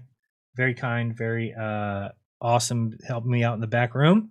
I do appreciate it. And I wanted to show you this. Let me see here. Chord length. I'll turn this to feet would be probably better. Oh, no. Put it to miles. Show me miles. Let's go feet and see what the feet is here. So just to show, Mojo Shop, I think was the one. I love when I tell people don't call anymore and then they just keep calling. It's funny. It makes me laugh. So this is, I'll go back to this one. Browser, there we go. So this is a chord length calculator. We're doing a radius of 3959. So picture this is the curvature of the earth or whatever, but we're talking about, I put in a arc length, which is this, right? So the green line is the arc length. By the way, Brenda, can you see that this is a hump? I'll have to show you a little bit more carefully. I heard you went on somebody else's show saying that you destroyed me, demolished me. By what? Getting completely wrong your own model? Just because you're too dumb to see the truth doesn't mean that anybody else is destroyed. You are destroying your own self and your own brain is already destroyed, obviously. So you'll see it after 100 miles. So if this is a 100-mile stretch, like Mojo Shop was saying, he said that there was a curvature of 6,666 on the whole thing. But then at 50 miles, he said, so you can see if we did it here, that this curvature is not, it's not half of the entire thing. And let me show you what I mean. The chord length, which is this line C, okay? Chord length is the black line going between two people there. And it's 52,786. So if we divide 527,986 divided by 5280, we get 99.9973. So what that means is that if we, so let me go, so 5280 would be 528,000. So you can see that the difference is the 14 feet. So you had said there was a difference of 1,000 feet or a quarter of a mile. And I was trying to tell you that a chord length isn't that big of a difference. It's only 14 feet over the course of 100 miles. Does that make sense? You're only going an extra 14 feet by going over the curve. Now, this drawing looks peculiar because obviously this is a huge circle. Whereas if we're just doing a small section, which would be 100 miles, it would only be a tiny little section of this. So then you picture the chord length. Let me see if I can make more sense of that. It's probably not making a lot of sense. Let me see if I can get this thing open here for you. Power soft, yes. Let's go to the next call while I get this set up. We have another person who joined a little bit late. We've got who? We've got Axiom? Arium? It says device is not connected, my friend. So you cannot speak until you fix that. Let me see if I can get this up here. No. That's not what I wanted. Hold on. Let me just see if this works here. There we go. Okay. I don't want to do it that way. What? Okay, where's that? There we go. Thank you. Yes, we're good. We're good. And we're going to here. All right. Should I just put that there or should I grab another one? Hold on one second. Let me see if I can fix this. iPad, add. It would be, I guess I could do it under game. Game capture? Where's game capture? Window capture, video capture, media, game. Let's see if it's under games. Add and no. Nope, it would have to be under window capture. Let me try again. Let's get rid of this. Remote. Yes. Sorry, I'm trying to show my iPad and I don't know how to get there. No, that'd be window capture. Are you open? Where did you go? There it is. Okay. Now let's see if it picks it up. And window capture. Yes, that's the one I want. Okay. So just showing you this real quick. So to give an example of what I'm talking about. So if we're taking a curve, we have to remember that the 10 miles is such a short, 100 miles would be very short, right? So you're talking about, let's say this is the top of a sphere. You're basically talking about going from like here to here. So if we do a chord length, which would be back to here to here, I want that to be lower a little bit. Let me back that up. So you can see that this length, this line here would be just barely shorter. So over 100 miles, we are talking about 14 feet difference. Now that grows as you go further and further out, right? But not by much. Let's see what it is at 1,000 miles. Let's go back to that calculator. So at 1,000 miles, instead of that, we'll go 1,000. Now we've got the arc chord length of 526,000. It should be 528,000. So it's about 1,000, 528, 527 is about. Yeah, so now you're getting into the thousands of feet, but still not that much. Still not that much when you're talking chord length. Now it is a lot to look at the, you still are going to have a high hump, believe it or not. Yes, I know a hump, heaven forbid, right? Don't tell Brenda, but let me show you that just so people understand that. So if this is the part of the curve, let's say we're doing the 20, what did we say that was? 24 miles? I believe 24 miles at Pacific Grove to, I don't remember, New Brighton State Beach. I showed it last week. You might know what I'm talking about. And by the way, we are going to plan on doing this, I think the first week of October. And so if you want to join us, you can reach out on Telegram, t.me/Jeranism. And we're going to need some people. So let's say we got over here at Pacific Grove and here at New Brighton State Beach. So the reason that there's a hump is because you have to draw a line between these two people that's straight like this. Okay. And when you do that, this distance here is your Sagitta or your hump. Okay. For those of you out there who don't think there's a hump, you are retarded like Brenda, because there is a hump. That's what is supposedly, they say, if there's a building here, the reason this guy can't see it, because he would look straight through the water, is there's a hump in the way. Okay, so anybody who says there's no hump, you don't understand our model. Her excuse was, or his, whatever. Well, I'll say her because I think I'm Truth Teller Supreme. The problem with that is they say, oh, well, this is at 0 elevation, and this is at 0 elevation, and it's 0 elevation all along here. Yeah, no shit. That doesn't change the fact that there's a hump. That's why you can't see across things according to your model. Okay, now we think that's horseshit, but there's a reason why. That reason is pretty simple.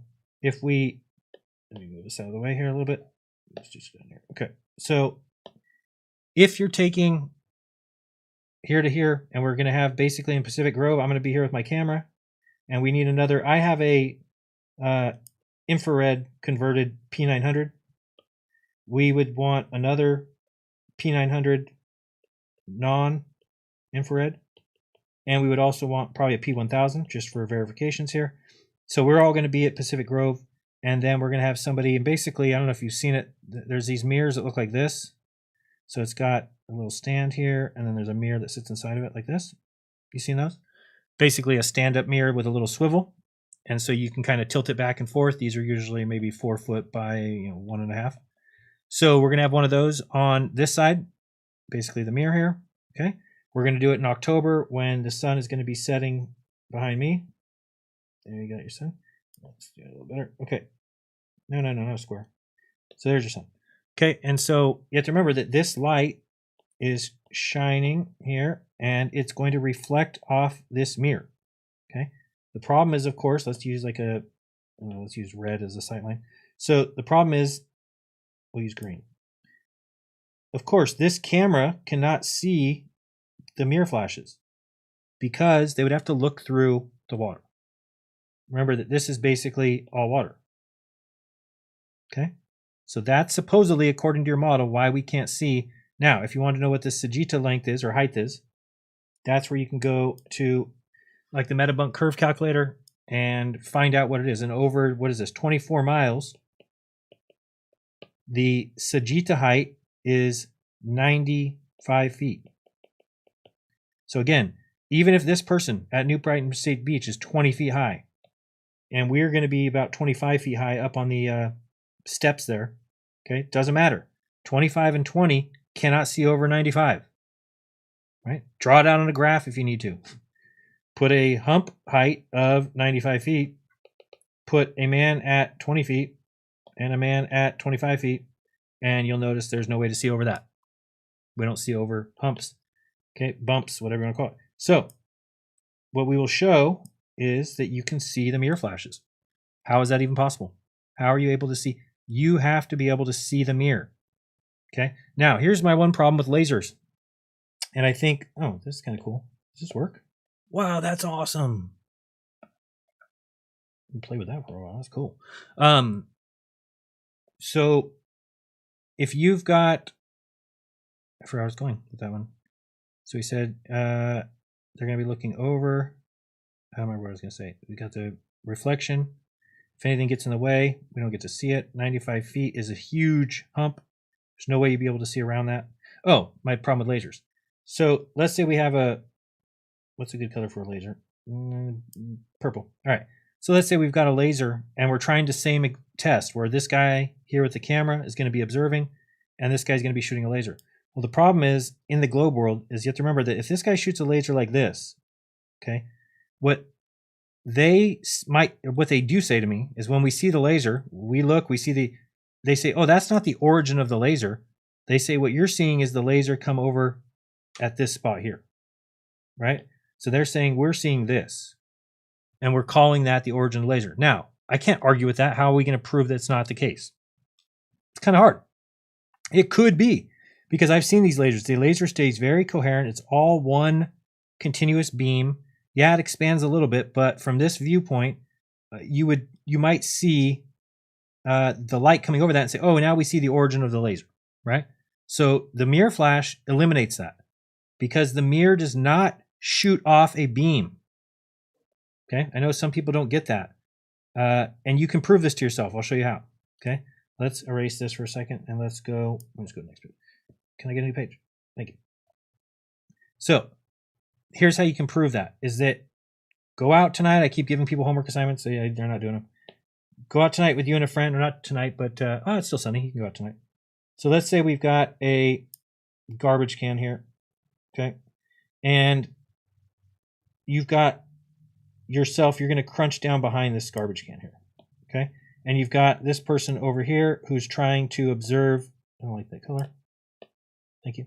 You got this person over here that's trying to observe with a camera. Nice drawing.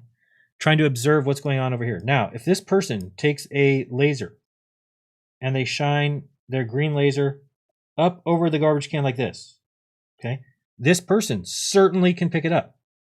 Certainly can.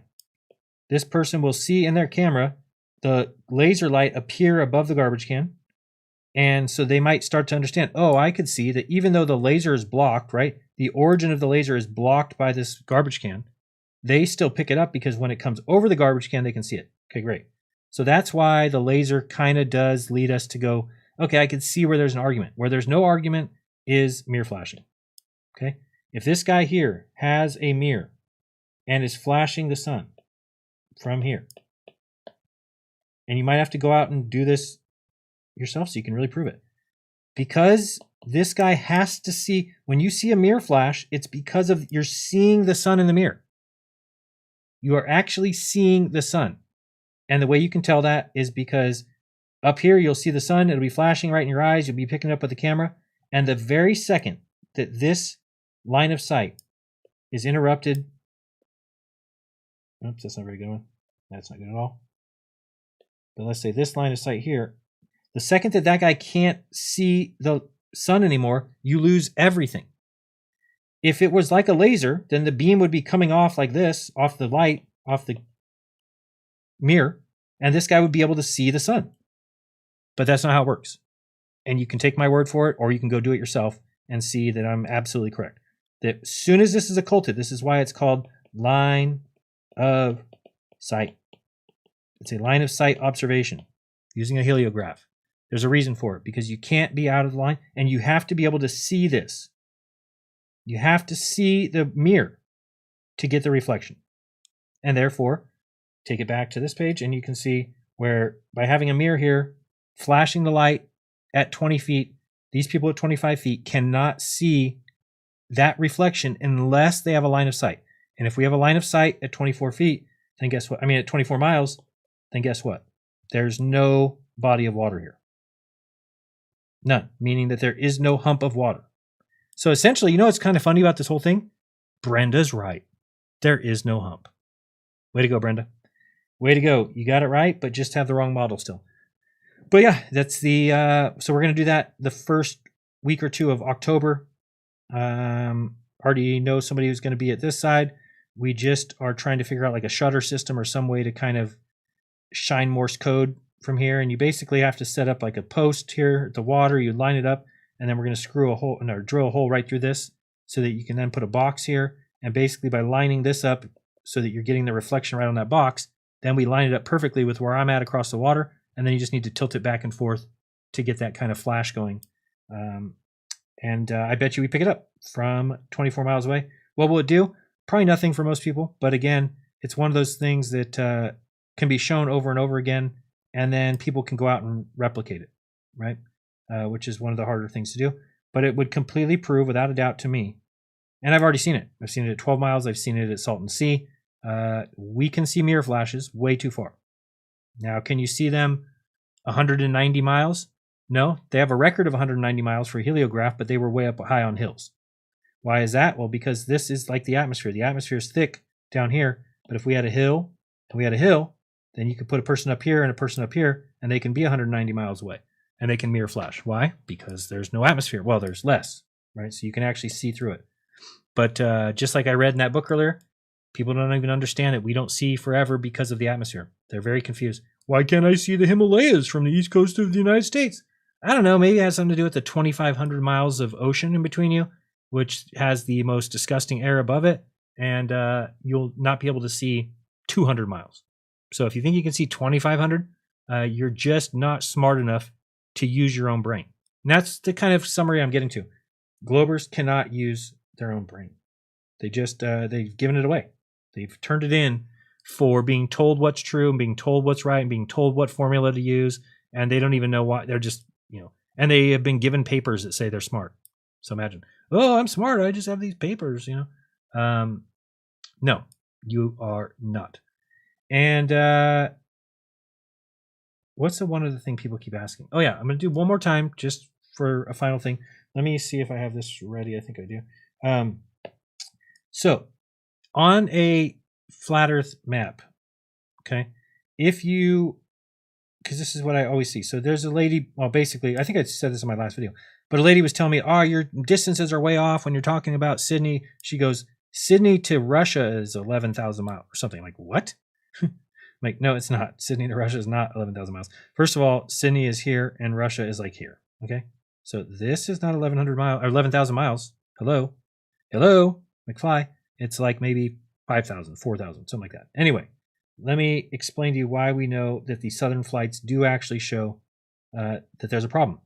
Okay. So if we're talking about from Santiago to Sydney, okay, that flight, which many people will say, oh, well, we know it doesn't go over the United States. And right.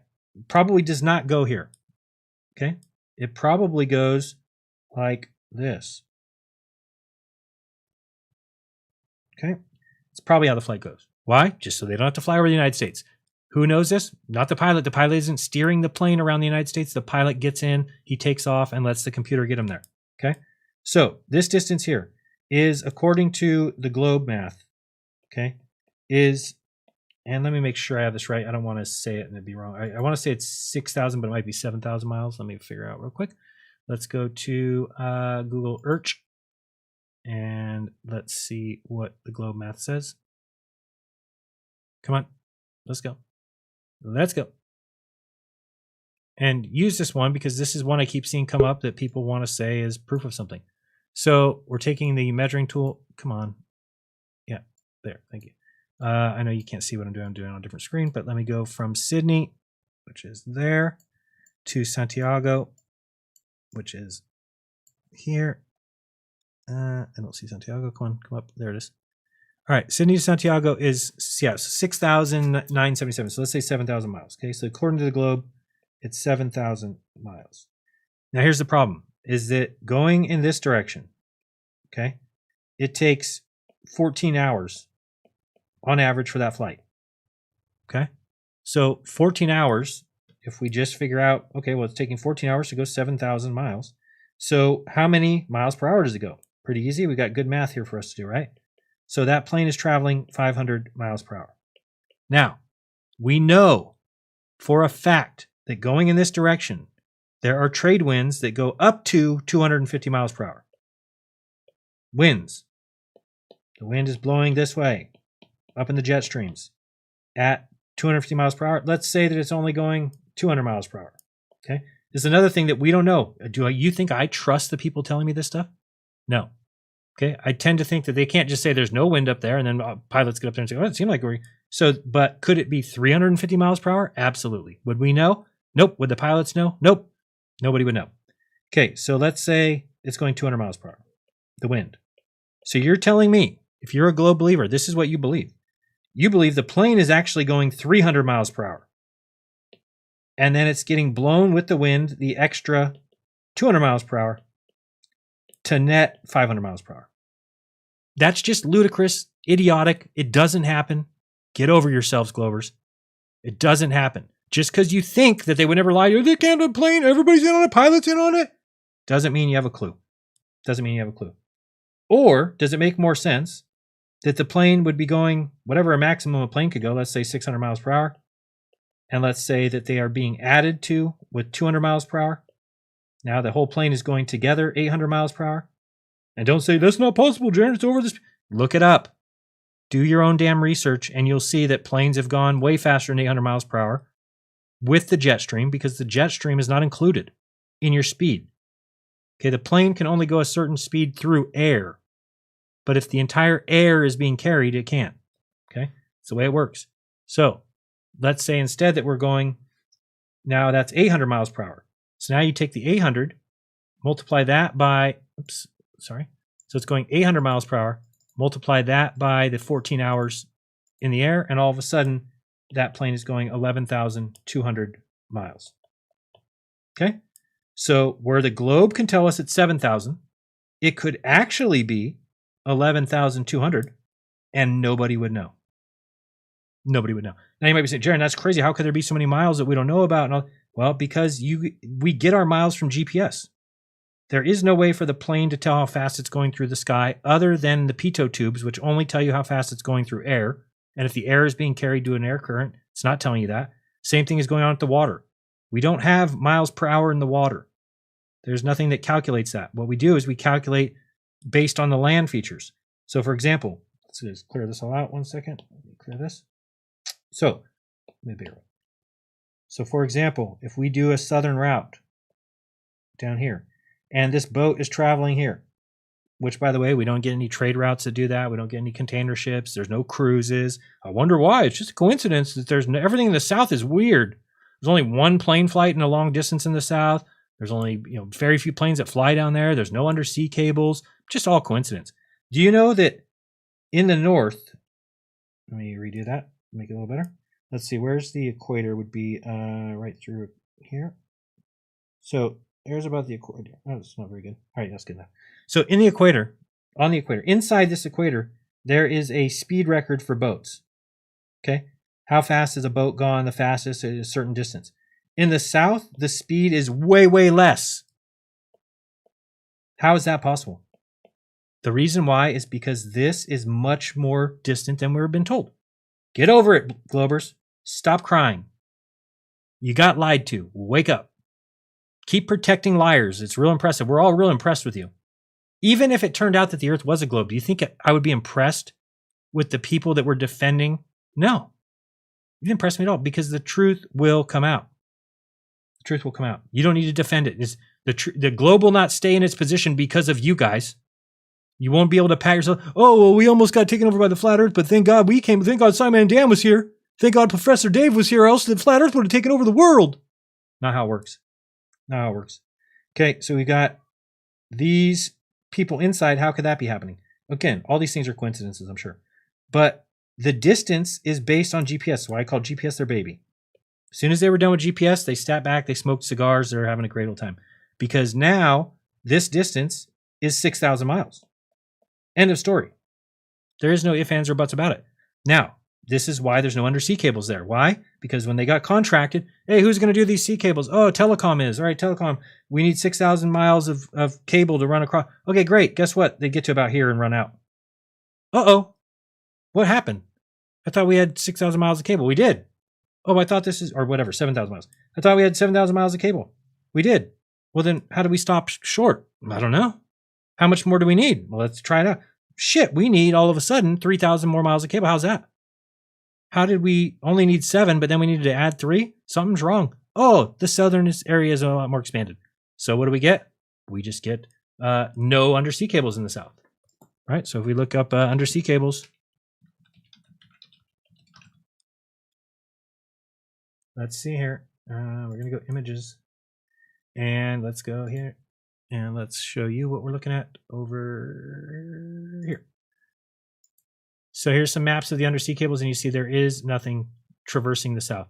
In fact, what I've always thought was incredible is if you picture a map like this, and you picture us bending it into the AE map. So kind of take your hands, you're going to grab the continents that you need to start spinning it into an AE map. Notice that none of these lines would break. Notice that. You could start to swing this around and make it a circle, and none of the lines would break. But if we had one line going here, then I couldn't say that. Say, oh, grab these continents and start to move them. Or you'd say, how do we do that, Jaron? This line would break. Oh, yeah, you're right. But with the way it's set up, you could swing this entire thing into a circle, and the lines would not break. Why is that? Because this is their way of making sure that nobody knows. So there's nobody that runs cables here, because this person who ran a cable here, who ran a cable here, who ran a cable here would be the first ones to notice that the southern area is way too... Now, the idiots that do the stupid race, the Globey, Vendy Globe or whatever, they should know. They should not be so retarded. What they do is they do a circumnavigation down here of the Earth, or of the South, and the person who has the record, when you figure it out, he did 100 days and then did like I forgot what they say the mileage was, 14,000 miles, whatever. You do the math and it comes out that he was doing 4 knots. The guy with the world record of sailing around Antarctica at the South was doing 4 knots. You go look up that boat. How fast does this boat go? Oh, maximum speed, 30 knots. So the guy who has the world record in a boat that goes 30 knots has the world record and went 4 knots. Sorry, Globers can be retarded. I'm not going to be. I don't believe liars. I don't trust liars. I don't go find out from liars what they think about the lies that they're telling me. Not that stupid. Many people are. And I get why. It's either it's a lack of testicular fortitude, or it's a lack of actual balls, or it's a lack of being okay with yourself, being okay with people calling you dumb, being okay with people saying that you're retarded, being okay with people saying that you're not very smart. I don't give a shit. I don't give a shit. I'm allowed to say whatever I want. And if I'm wrong, somebody bring me the evidence that I'm wrong and I'll change my opinion. It's that simple. But when you tell me, oh, you don't believe in NASA? Let me go ask NASA what they say. Jaron, you're an idiot. They say that they were able to be on the moon because of... Great. What other deception people, people that are in charge of deception should I go ask? Let's go ask Jeffrey Epstein if he was up to anything. Jeff, were you really trafficking minors? No, I didn't think so. You idiots. You idiots. He wasn't even trafficking minors. Stupid idiots. I mean, this is what we have to deal with. And we're called dumb. Yeah. Makes a lot of sense. But again, this is all proof that the South is not what we were told. And even if you go to, FlightAware, there's like no flights going in the South. This is always the map that's baffled me here. This is the one that set me off into a flat Earth frenzy.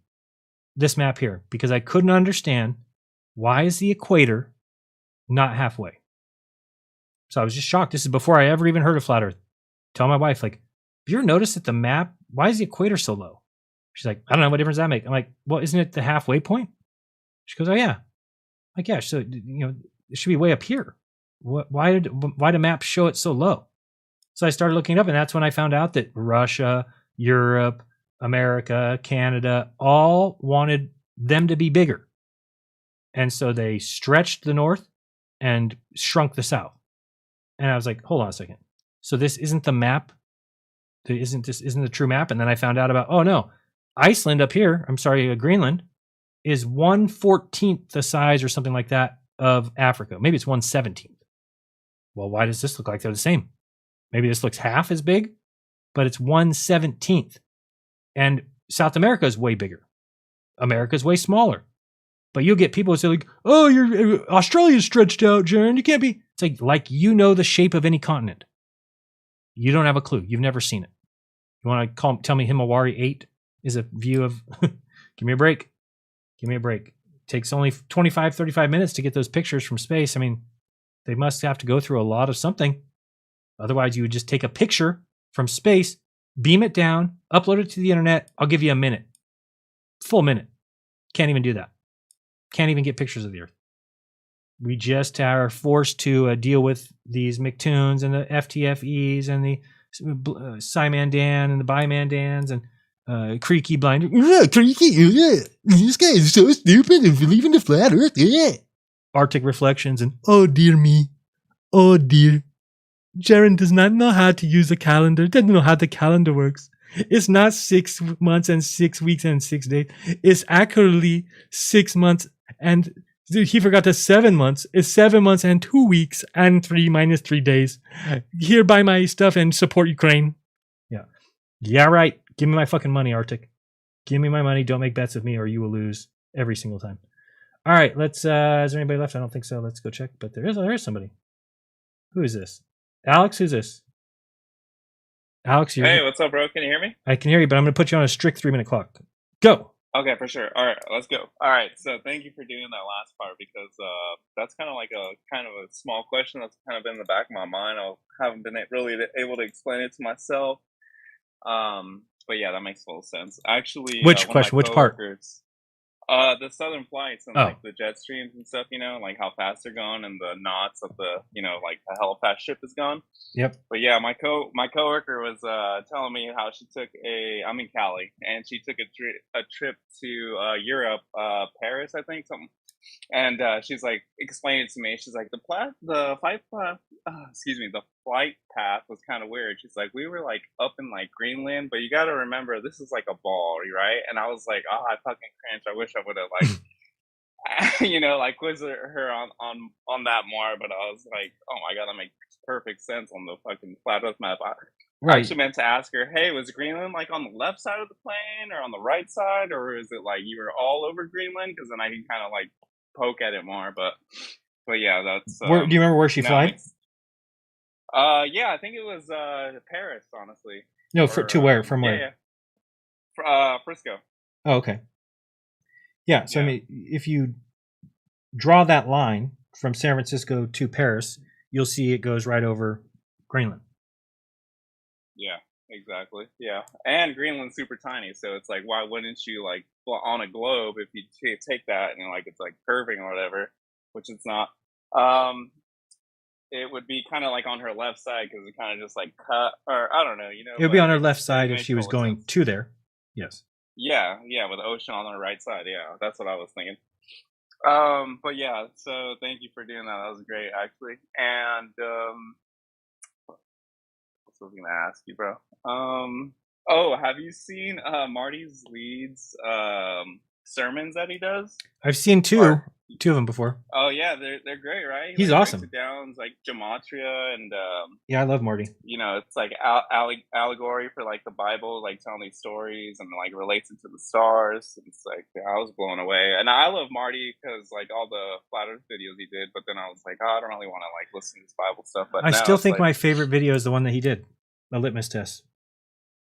Yeah, that one's great, honestly. Yeah, actually, I Blackpool Tower. heard one with him and Dave on it, and they crushed it. I forget who they were speaking to, but yeah, it was great. Actually, he uploaded a video today on Shakespeare. It's hella funny, actually. It's only like a 3-minute video, and the video that I watched was the one right before that video, so Okay. it's both great watches. Yeah. But real quick, I'm just gonna, dude, I want to shout out Flat Earth Dave. He led me to you. He led me to a bunch of people. Like, I can't think of enough. He led me to, well, I found Eric Dubay before, but Crow 777, Dave. Just take a look at this list: Dave Murphy, Sage Aquay, Mike Williams, Austin Whitsitt, Mark Devlin, Owen Benjamin, David Avocado Wolf, Martin Kenny, Charlie Freak, Sans Bonacci, Marty Leeds, and just like.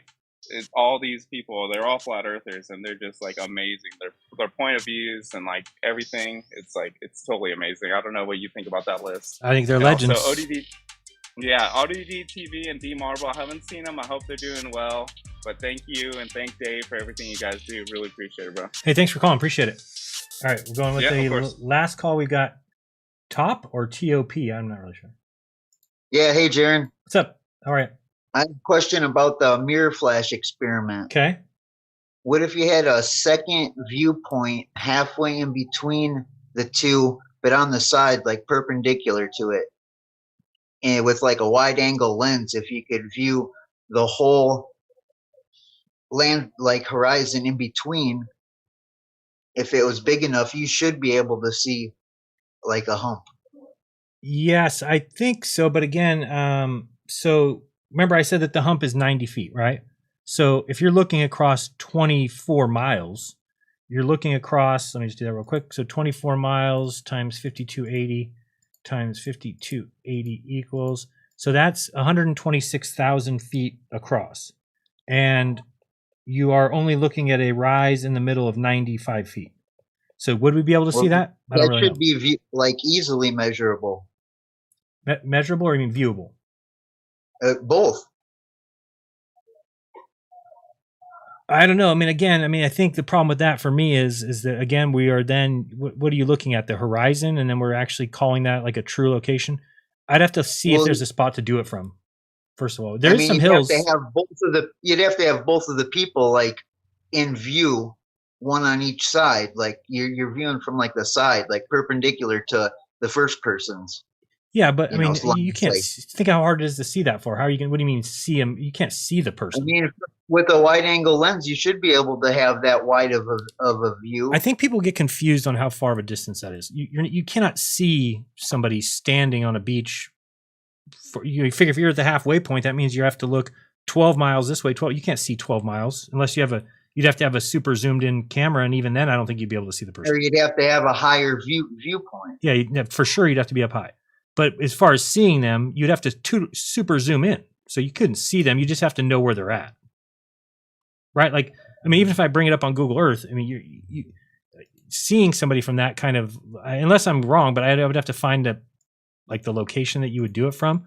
You would have to be You perfect. found a perfect location where you could view it from the side. Yeah, I think with a wide angle lens, if they were far enough apart and you were back far enough, you should be able to fit, kind of a okay, I got you. So span. you're not saying see the people, you're just talking about see their location. Well, you'd want to be. It'd be awesome if you could. It'd be like a really wide angle shot. Yeah, okay, but wide angle doesn't let you see 12 miles into the distance. No, the people would still be that far away from you. Yeah, definitely. Right, so I don't think that's as easy. I don't know why people keep calling in. It makes me mad. I should just close it down. Okay, so if we... Oh, maybe it's because I have the thing on the screen. Genius. Let's take that off. All right. Oh, I thought something was flashing. So yeah, I don't know. It's just something I thought of while you were explaining that. Like, no, I thought about it too, because I was viewing it. I think the better thing to say from the far away in the middle position is if somebody on the Pacific Grove side started to see a boat go away from them, they would, within a couple miles or whatever, see the boat disappear, right? And then somebody on the other side would take a little while, and then they would see the boat reappear. So both, which makes no sense, right? What are you seeing? Is the boat going behind the curve and then under the curve for both people? The person from the third person's perspective looking at both would watch the boat go all the way across the water.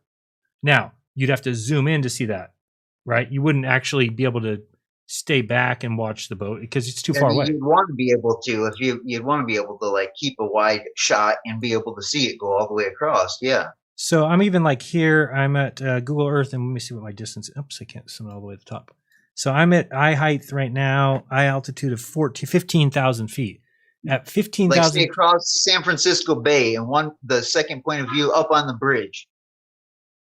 And do it like across the bay. Yeah, I don't know how far that would take to. I don't know if you could see that far. Yeah, I don't know. I mean, maybe I didn't think it through as much as I should have. You know. I mean, even from 15,000 feet. At 15,000 feet, I can barely see both sides. So I could do it from 15,000 feet, but again, then you either have to zoom into the person over here, zoom into the person over here, or just take the wide shot, knowing what's happening. Right. Yeah, that's what you'd want to be able to do. Right. No, it's a good idea. I mean, I think that third person perspective is a great thought experiment. I just haven't figured out a way to do it in real life in a practical way. But okay, I've never heard anybody like try to mention that or say anything about it. So yeah, I've just talked about maybe like an idea to think about. Yeah, it's something I can think about because you're right. I mean, there is some hills over here, but they're so low. I mean, this hill here is like. It's still a good viewing spot. You could still turn and look at this person over here and then turn all the way over there and you could zoom into each person. But as far as zooming out and seeing the whole picture, then you wouldn't be able to see the people. They're 12 miles away in each direction. Actually, a little bit more, probably 13 miles. Sound good? Anything else for me? Yeah, definitely. No, that was it. I was just curious to hear somebody else's thought on it. All right. Appreciate the call. We got one more person. Yeah. Last chance. Ramon, welcome to the show. You are El Ultimo. What is cool. that? Can you hear me? Yeah. What do you got on your wall there? Rock climbing things? No. I'd have to stand up. Sorry, because my phone is having a charging issue. All right. So if you guys don't mind not seeing my face, I have to do the pen underneath the charger thing, if you know what I'm talking about. I don't know. We just rather not see your face, so we're good. Oh, thanks. I guess I want to know one thing as far as you and Witsit and Ditter, whatever you want to call it, down the rabbit hole, what you guys think is actually going on outside of this verse. Outside this universe? If you think the universe is local, is there space outside of that? Like, how do you feel about that? So my opinion is, I know it's different than everybody else's, but my opinion is that this is all there is. So we exist in the mind of the creator. We exist in the, I believe that the creator built a world outside of his realm, which would be timeless, into a world of time. Meaning that now things exist, they have a beginning and an end, and people die and they're born, and right, so everything's created there. But it's in the mind of God. So that we're not actually anywhere. It's been stolen from us by them trying to place us in a something. So that it's very materialistic. Like an actual local place where they want to say they have a foothold with science in a way, right? If I'm correct. Well, and they can tell you that, it's the space time, and we know all this stuff that's going on outside the Earth, and there's the vacuum of space. Like, I don't believe any of that. I think that this is all that exists. And if we were born here and we weren't interrupted with the age of 2 with nonsense things to learn about and be taught and be indoctrinated with, then we would recognize that we're at a magical place. We would recognize that this is completely special, completely out of the norm, and it's magical. It is existence in and of itself is magical. Now, somebody stole that. Somebody took it and said, something exploded 14 billion years ago, and then everything coalesced, and then little amoebas appeared, and then amoebas, evolved into monkeys, and monkeys into man. And so they stole it. They've given us a materialistic viewpoint, and people can't get off of that. So this is why when we talk about flat Earth, people say, well, what's underneath it? Well, you're saying that because you've been taught in a materialistic way that the Earth exists in space. And so you can ask questions like, what's underneath it? What's above it? What's over it? Right? For me, well, the first thing that I realized was when I was younger that actually tripped me out was the edge of the universe. So supposedly it's exploded, right, from the Big Bang, and it's expanding, right? The universe is expanding, or all of these particles or Earths or whatever they want to call it, the rocks or whatnot, gassy planets are expanding. You want me to destroy your life though, real quick? Guess how many people? But I'm telling you, I'm agreeing with you. Because no, but I'm saying, how many people do you think have seen that? How many people do you think see the universe expanding? Oh, no one does. Okay, good. But my whole point is, I can grab you there if you believe that and say, okay, well, what's it expanding into? Right. And so my argument with a lot of people has always been, as far as flat earth or whatever, definitely after flat earth, but has been that why can you believe that the nothingness is out there and not local? Or maybe there is no such thing as nothingness. Yeah, it's because You know what I'm saying? they were told it by people they've been told are smart. That's the answer. All right. Yeah. That's Oh, yeah. You should see some of my friends. They get so upset. Yeah, I mean, it's taking their ball away, and it's like I said before, everything in our life changes. Our parents come and go, they die or whatever. Your grandparents are dead. You've got a bunch of different girlfriends, bunch of different teachers, bunch of different friends, bunch of different houses, bunch of different jobs. But the one thing that never changes is the ball Earth. So people are very attached to it, because if you take that away, then nothing is what they were taught. Nothing is the same. Everything's changing. And then they don't know the truth of where we are. And I think this is all part of the plan. The plan was is if we give somebody these answers when they're so young, and then somebody tries to come and break that away from them, they're going to demand a new replacement. And there's people who are flat earthers are simply the people that can accept that we don't have a replacement. Right? They're like, okay, I've been lied to. We're okay with not having certain answers. Absolutely. You know, that's fine with us. Absolutely. But not the Globers. The Globers are going to say, how does that work? Explain to me how this works. Well, how does this work? How does the universe go around? Oh, yeah. Well, the Globers think that they have an absolute diagram of everything. Right. And they're that's the problem. Yeah, they think because they say things like light years, or they say 14.6 billion years, they like actually believe that. It's so funny. I wish that God got to come down and then tell everybody the truth about everything, because Globers would look so fucking dumb.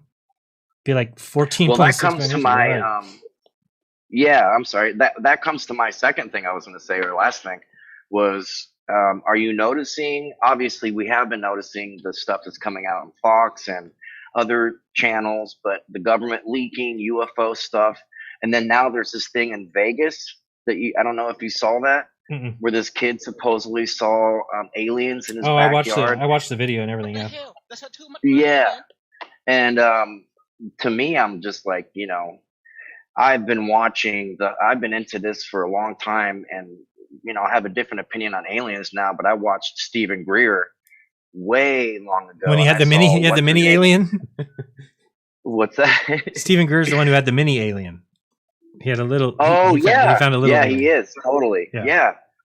Well, he has one person. I try to, like, you know, find the gravy, the truth. Hopefully it's the truth. But Dr. Rosen, Carol Rosen or something like that. Yeah, she was Werner von Braun's assistant. Yeah. And she talked about, you know, the whole fake alien invasion thing. Yes. Who knows? Maybe that's a plant from years ago and this is 4D chess. I don't know. But no, I thought that was interesting. I thought that they wouldn't do it because I thought COVID kind of effectively did what they wanted the alien invasion to do. But I still think they might go to it. Well, I think they could, and they could. Who are we to say no? Right. We're not going to be able to say no, you know? No, they could go to it, and then they could use it. Like, I mean, everybody just bought into things so easy. I mean, think of all these Globers, they'll buy into whatever NASA says. If NASA said, they're not going to even question it. Oh, yeah, NASA, as far as some of the stuff that's coming out now, I think on News Nation, it's all NASA-derived, or one of them, or one of the biggest ones is NASA-derived. Yeah. And I'm like, come on, dude. No, a lot of people are saying it too, and I don't think they're flat earthers either, which is also interesting as far as the dialect of, you know, consuming yeah, I mean, I get things that are out there. If I had to do this all over again, I'm not sure I would call myself a flat earther, because I think it'd be easier to go after the globe. And then if people say, like, what are you, a flat earther? I'd be like, I didn't say that. I said that there's all these problems with the globe, because people will just dismiss you. It's like this guy, Jaren's so stupid with the calendar. Like, he just thinks that because he has associated, like everyone else, that flat earth is the dumbest thing you can believe. Why does he think that? Because he was told it. Right? So these people just have that to go off of. So you do kind of handicap yourself when you say it. I think it's a brave thing to do. I think it's the honest thing to do. Yeah. So I'm okay with that. But you're right, though. Yeah, it'll create disdain, or they will recoil. Yeah. And then they won't even want to hear anything else you have to say. You know what I'm saying? You kind of like that's why have to build them up to it. Yeah, that's why our summits are called True Earth Summits, is because this way we have two doctors coming this time, right? Dr. Longo, Dr. Bari. So that when they tell somebody, their friends, like, what are you doing this weekend? Oh, I'm speaking at a True Earth conference. Nobody bats an eye at that. But if he said I was speaking at a flat Earth conference, his friends would disown him. So it's just a way to kind of get more people to look at it. And we don't want to make the claim like the Globe does. The Globe claims everything is fact. They know everything. Whereas as a flat earther, I'm comfortable in saying I'm not making claims. Yeah, and you're comfortable in saying, well, on this part or that part or in a lot of parts, maybe I don't know. That's okay. Yeah, and that's okay. You know, there's nothing wrong with that. No, believe me, you're not going to get a physics exam in the afterlife. It's not going to be like, all right, let's see how you did at physics to figure out if you... That's not going to happen. Oh, well, no. All they care about is your moral stance, who you are as a person. You know, are you a good person or are you a bad person? You know, right? They'll know. All right. Anything else for me? That's it, man. Love the show. Yeah, maybe I'll call in next time we do this. Sounds great. All right, dude. All right, later. All right, that is the show. Everybody, hopefully, had a good time. Let me go check the super chats. Did we hear a super chat? I thought we heard a super chat. Let me check over here what we got and what's going on over here too. Oops, close this one and there. Okay, let's see what we got here. No, we have not that one. Let's go with this one. No, not that one. This one. There we go. So once again, if you want to come to the event, please do. And there's your roster and your coupon code if you want to use that. Jaron50, you can use Save50, you can use Witsit50, or you can use any of the many people we have speaking. And I was going to check here for something real quick. I don't know if it's here or not. Let's see here. Where are you? 1 second. I don't see it over here. Oh, this is it. No. I was going to play you the ad for the app, but I don't know what I did with it. I thought it would be in here, but it's not in this folder. I'll play it next time. Anyway, become a member, trueearther.com. Again, if you're a VIP for life, you'll get free subscription to the app for life. We'll save you a couple bucks there, and you'll get a bunch of other stuff. So people are going to be turning in their coupons and their deals pretty soon, and eventually you will lose money by not going. No, that's kind of not true. But you will.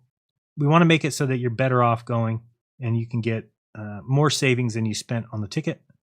So I don't see it there. It's really weird that it's not there. And let's see. I don't know where it went to. Let me try one other spot. And if it's not there, then I can't play it. And then I'll check the super chats. Where are we at? Download?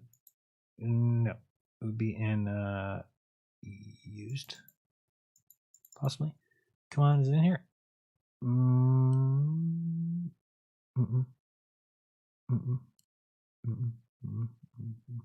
I don't know what I did with it. It's unfortunate. I'll have to find it because it used to be there and it's not anymore. Shucks. Anyway, there is an ad for the app somewhere. But get it, trueearther.com, and you can also get it from the... And if you want to check out the app, it's free in the App Store. Just go to the App Store, search True Earther. It'll come up, and then from there you can watch all of Mount Meru from your phone, and you'll see how nice it works and how the MP3 works. And then maybe you'll choose to become a yearly member or a... what is this one here? Sorry, I'm going to try something real quick. It might not be... What is this one? What is that for? 1 second. We're seeing what this is. Is this the right one? Maybe I found it. Let's see if this is the ad. Here we... Nope. What happened? I don't know why it's not playing. Shoot. All right, well, anyway. I can't tell you what's going on with that. Oh, there it is. Let's see if this is it. What is that? Oh, yeah, that's for the last summit. I'm going to get off here for a second. Stop. Okay, that was for last summit, and I know we played it around that time, though. We played it for the last summit, I thought, but I don't see it here. Wonder what I did with that. Did I accidentally delete it like a loser? I have no idea where it would be. All right, well, what can you do? Let's sort by last date modified. Maybe I can find it in there. I don't know. Sorry, no. The principal, nope. Nope. What is this? Nope. I don't think that works either. All right. I don't see it. Let me check the super chats. Let's go here. I thought we heard one. Maybe I'm missing. Oh, I think that was a member. Thank you, whoever became a member. I will thank you by name next time I see. So we've got, what is today? June 15th. Thank you very much, Charlie. $20. Appreciate that. Very kind of you. And Blake, Canada, $11. Thank you very much. Very kind of you. Much needed. It's getting tight out here. The people are all facing the same thing. I mean, YouTube pays you nothing now. None of my live streams get monetized. They get shared with the people, whoever made a song or something. But they, if it's just me, then they'll just immediately say, due to content, no monetization. And yeah, it's getting difficult out there. Let's see what we got over here at the Rokfin. Let's hope for a big number. All right. Well, guess you can shit in one hand and hope in the other and see which one fills up faster, can't you? Let's go to tips. And we've got Juan Diego says, miss iconoclasm, but love all the shows. Question mark, question mark. You're welcome. Yeah, we might bring it back. I think there's more important things to worry about. And I like the good Christians. And anytime anybody asks me a question, like today, people ask questions, right? And I brought it up. But as far as the problem is when I go after it, I think people take it too personally. Where the problem I have is no different than the problem that Jesus had. I have a problem with religions. And for some reason, Christians think they're like not a religion. Yeah, right. You read a book, you claim it's from God, and we know for a fact that Catholic priests put it together. That's the truth. So if you want to call that a book from God and the Catholic, you're like, Catholics are this, they're pedophiles, they put your book together. They're the ones who pick the books for it. So, but again, this is why I don't see the tips that other people do, because I am honest with you about my opinion. And I guess if I want tips, I need to become a Christian. It's the only way Christians, they support each other no matter what. They'll let you get away with anything as long as you're a Christian, which is just ridiculous to me.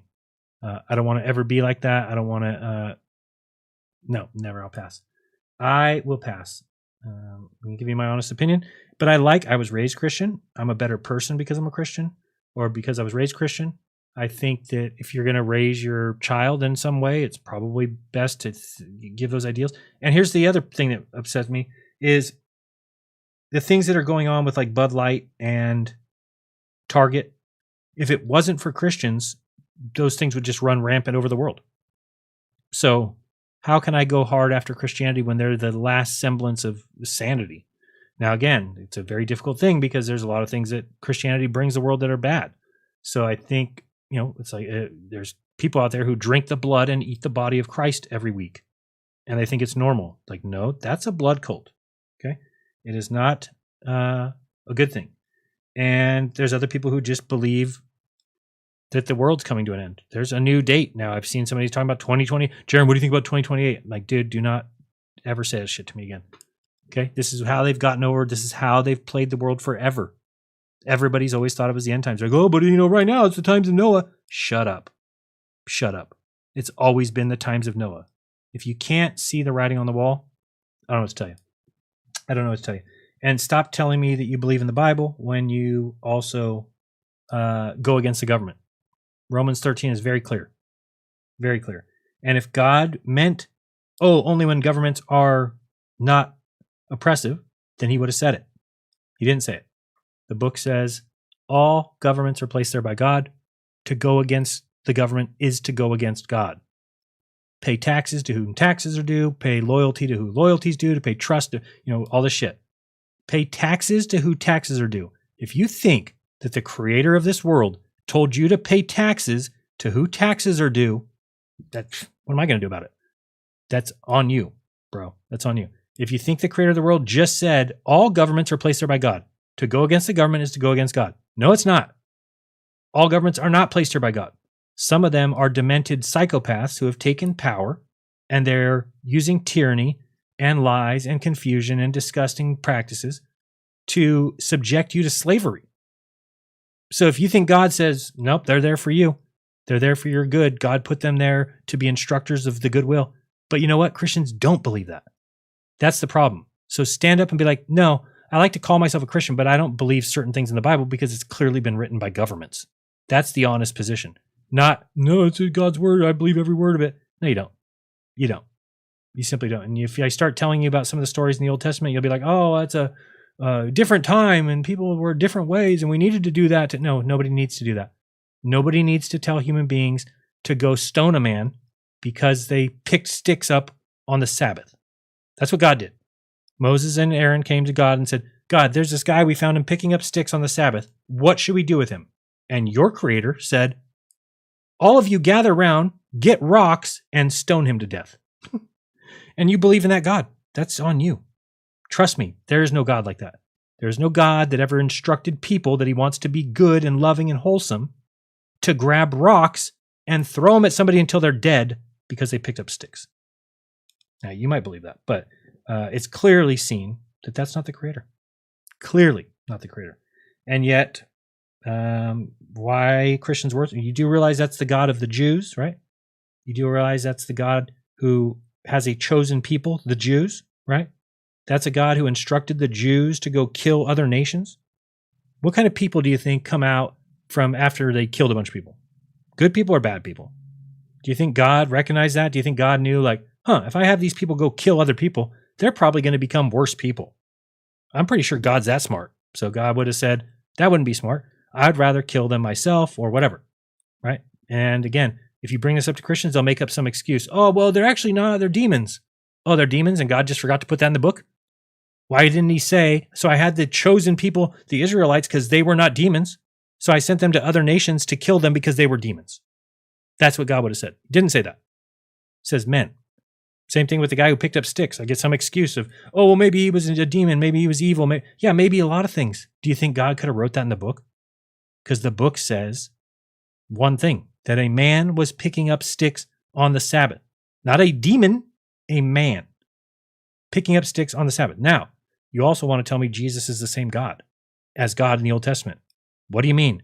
Then Jesus was picking up sticks on a Sabbath in the New Testament, and they come to him and say, hey, what are you doing? You know, what are you picking up? And then he said, the Sabbath was made for man, not man for the Sabbath. That is a different answer than the Old Testament God who said, grab rocks, kill them. Then Jesus comes and says, no, don't do that. So in my mind, there's enough evidence for me that clearly Jesus knew that he was not the Old Testament God. He was saying the kingdom of God is within you. No man has heard God's voice. No man has seen his face. That's not the Old Testament God. The Old Testament God saw all kinds of people. Saw Abraham, walked with Adam and Eve, saw Moses. You know, he was talking to people all the time. Jesus recognized that. You guys just don't recognize that because you've been fooled by a book that's been put together by Catholics who don't realize that, and then has been spread across the world by Jews. That's what's happened. Okay? So now the entire world worships either the God of the Jews or the man that the Jews killed for saying he was God. That's who you worship, one or the other. For me, I choose neither. I choose neither. I will worship those who present themselves in a way to me that is worship worthy. That does not go for the Old Testament God, and it would go for Jesus if he wouldn't have associated himself with the Old Testament God. Right? Now, again, I don't know if Jesus really said those words, so I can't, but I'm not going to then worship him because of that. I don't know. I don't know what Jesus said. We are only told words on a book. We're told words from people, especially Paul. Paul wrote 3/4 of the New Testament, never met Jesus. 3/4 of the New Testament that people say, oh, Jaron, don't believe the Old Testament anymore. Believe the New Testament. Oh, okay. We don't look at the Old Testament. No. The law has changed now. Okay, who taught us all this? Paul, who never met Jesus, who was above all the apostles who did? You don't see the problem here? Never met Jesus in the flesh either. He came to him in a bright light and blinded him or something. And read the New Testament. It's not, to me, it's just, again. So I don't want to go hard after the actual religion and shows because there is worse alternatives. But I do think the Bible is being used as a deception, as a plant, as a way of getting people to be compliant. And again, I'll bring up Ceiling Fan Man, who on one Globebusters episode towards the end says, now I know you guys out there, you as Christians, we know the world sucks and we want it to come to an end. And he kept going, I'm like, whoa, time out. What? You want the world to end? Well, you don't see a problem here? Of course. So you're just going to sit back and wait for the world to end while the evil gets more and more persistent, more and more rich, more and more powerful? Do you not understand that this is the state of the world? Because you people have sat around and waited for the end of the world, that we've allowed evil to take over. So it's our job to step up and end it. And a lot of people think, oh, well, God's in control. Well, I do think that God could end this experiment at any time, but I don't think that's what he's doing. I think that God is acting this all out through us, and God doesn't know the future. That would be really weird. You don't exist if you know the future. It's impossible to exist and know the future. If you did, then you're living it'd be hell. If I knew everything that would happen from this day forward, every single person on earth, every single interaction, every moment, I knew everything that was going to happen, I might as well kill myself and die. Why would I want to live? And nobody can realize that. Like, well, I don't know. I think that he knows everything. God knows the future? No, because God is in this future, in the reality with us. I think we're all a piece of God. This is how he's experiencing it all. So God has committed all crimes and been guilty of all crimes, and God has also been the victim of all crimes in a way. But it's still you. You are the person getting to act it out with that divine spark inside you. And I think some people will fall asleep, and they'll fall asleep forever.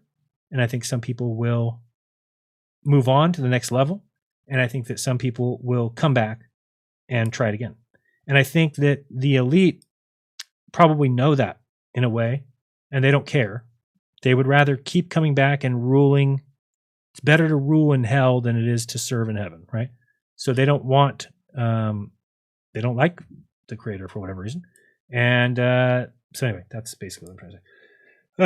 But anyway, Iconoclasm, fun show, but I just think people took it too personally. I lost so many subs from it. I get worse views than everybody now. So whatever. What can you do? I don't want to just sit here and cry over it. It sucks that being honest doesn't get you anywhere anymore. Sucks that being truthful and coming up with your own materials and things like that get you nowhere.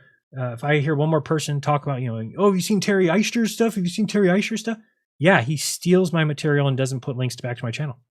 So I don't think people go around saying shit like that. Did they even mention it? He's using Jaren's material. He did a video that originally I did a video years ago where I put a call out to people. I said, hey, send me a video of yourself saying something about flat earth and I'll put them all together. And they did. A bunch of people, I got like 50 or 60 or 70 submissions. Took a long time to put them all together into a nice video. And a year after that, I made a video that said, hey, here's a surprise for those of you who sent me those videos. Here's your year anniversary. Thank you for being a flat earther, whatever. So I played this video. A lot of people liked it. All right. Has not played it in a while. Terry took the video and took out all the portions of the places where they said my name because people were sending it to me. So they said, oh, Jaren, thanks for, reaching out. And I think you're flat, whatever they said. Somebody went through and took out my speaking part at the beginning of the video, my speaking part at the end of the video, and every time somebody said my name. Okay. So that's just ridiculous. It's just the stuff. And again, I don't even say anything. Why? Because I don't care. I mean, I care in the fact that I wish people would recognize those things and be like, but I don't care. You know why? Because Terry's a Christian. So Terry looks at me and says, he's not a Christian. I'm going to take his name out of these videos. So yeah, cool guy, huh? But this is what we have to deal with. And again, that guy will get more views than me. Everybody will get more. RV, tell lies, all these people. They just will lie to you. But obviously that's what people who watch YouTube want to hear. They don't want the truth, or else I would have a lot more people watching my show, to be honest with you. But I'm going to keep being me. If it goes down to where I have 2 viewers, maybe eventually I'll get the point that I'm not wanted. And that's the way it goes. All right. Much love to you guys. Thank you for the tips and for all those out there that think, oh, Jaren makes crazy money. I've heard people say I'm a millionaire, this and that. Let's look at today's show. Combined $31, $41. $41. Take out the 33% for them. So we're talking $30. $30 over. And I sat down at my desk right around 2:30. So 2:30 to 7:30, 5 hours. So, again, it's about $7 an hour, much less than minimum wage. Plus I got to pay electricity and all these things that I'm using, all this gear. But again, I'm getting rich. I'm a grifter. Stupid Glovers. Which if I was a grifter, I would make a NASA channel and get so many views reading from NASA website, talking about, that Mars guy, like, oh, I could just take a picture of a rock and be like covering it all day. Like, look, right here, we got some anomalies and this and you get rich, but you're not going to do it talking flat earth unless you tell people what they want to hear, which is the world's coming to an end and Jesus is going to come back and kill all of our enemies. And all we need to do is sit around and wait. Praise be to Yeshua High. Okay. There. Now watch the donations start coming in. Just kidding. Do your own research. When you do, you'll never again believe what you've been taught. Let's listen to the Jeranism song on the way out of here. The Jeran song. Again, not written for me. It was on YouTube way before I was. It just so happens to be about my name. Love you guys. See you soon. Tomorrow, 3 p.m. Pacific, Jeranism show. Be there or be sphere. Till next time, this has been Jeranism. Much love. Peace. Nope, not yet. I lied. I didn't know that already.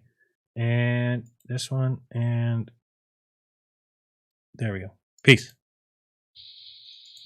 I know this dude named Jaren and he's looking real fine. And no, I'm not a homo, but I gotta try to make him mine. Cause he holds all of the secrets that the ancients once kept. But the way to Jaren's heart is proving you have once leapt from a volcano or a cliff or an airplane into danger without fear, crying, screaming, waking babies in their mangers. He can smell your fear from 1,000 miles away. And if you try to deceive him, well, today's your last day.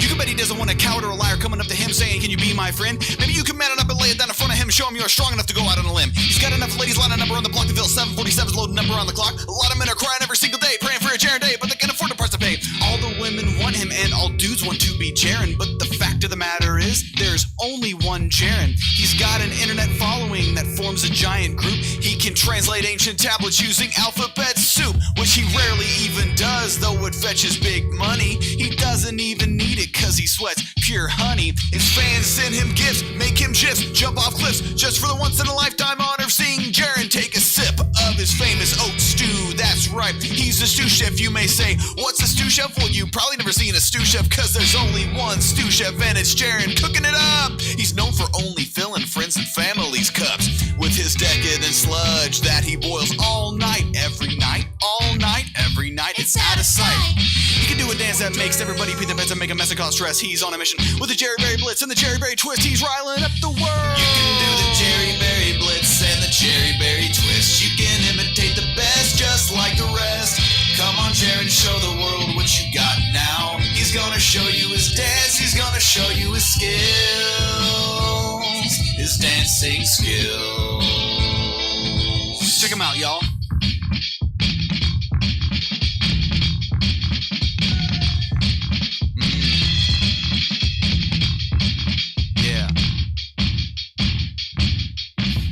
Jaren's powers grow with every fight, and every fight that he fights, he destroys his opponent and leaves a sticky mess on the ground. He wages war when provoked, and when provoked, he starts to smoke out of his butthole, and that's when you run away or die. Cities topple, buildings fall, mountains melt, and rivers stall when Jaren says so, cause he does what he wants when he wants. Sovereign nations all bow down when Jaren comes around. They know they can't match his skills, yeah, they've all heard this song. He's lived for thousands of years and caused innumerable tears and broken so many hearts, I just don't know where to start. His flow's unbreakable, swagger unshakable, his style's impeccable, and you can't do anything when he competes at Pizza Prize Bowl. Girls want to marry him, but a mate would only slow him down, and besides, you know that he would never ever share his crown. He's left everyone he's met depressed, torn up, and so forlorn with scary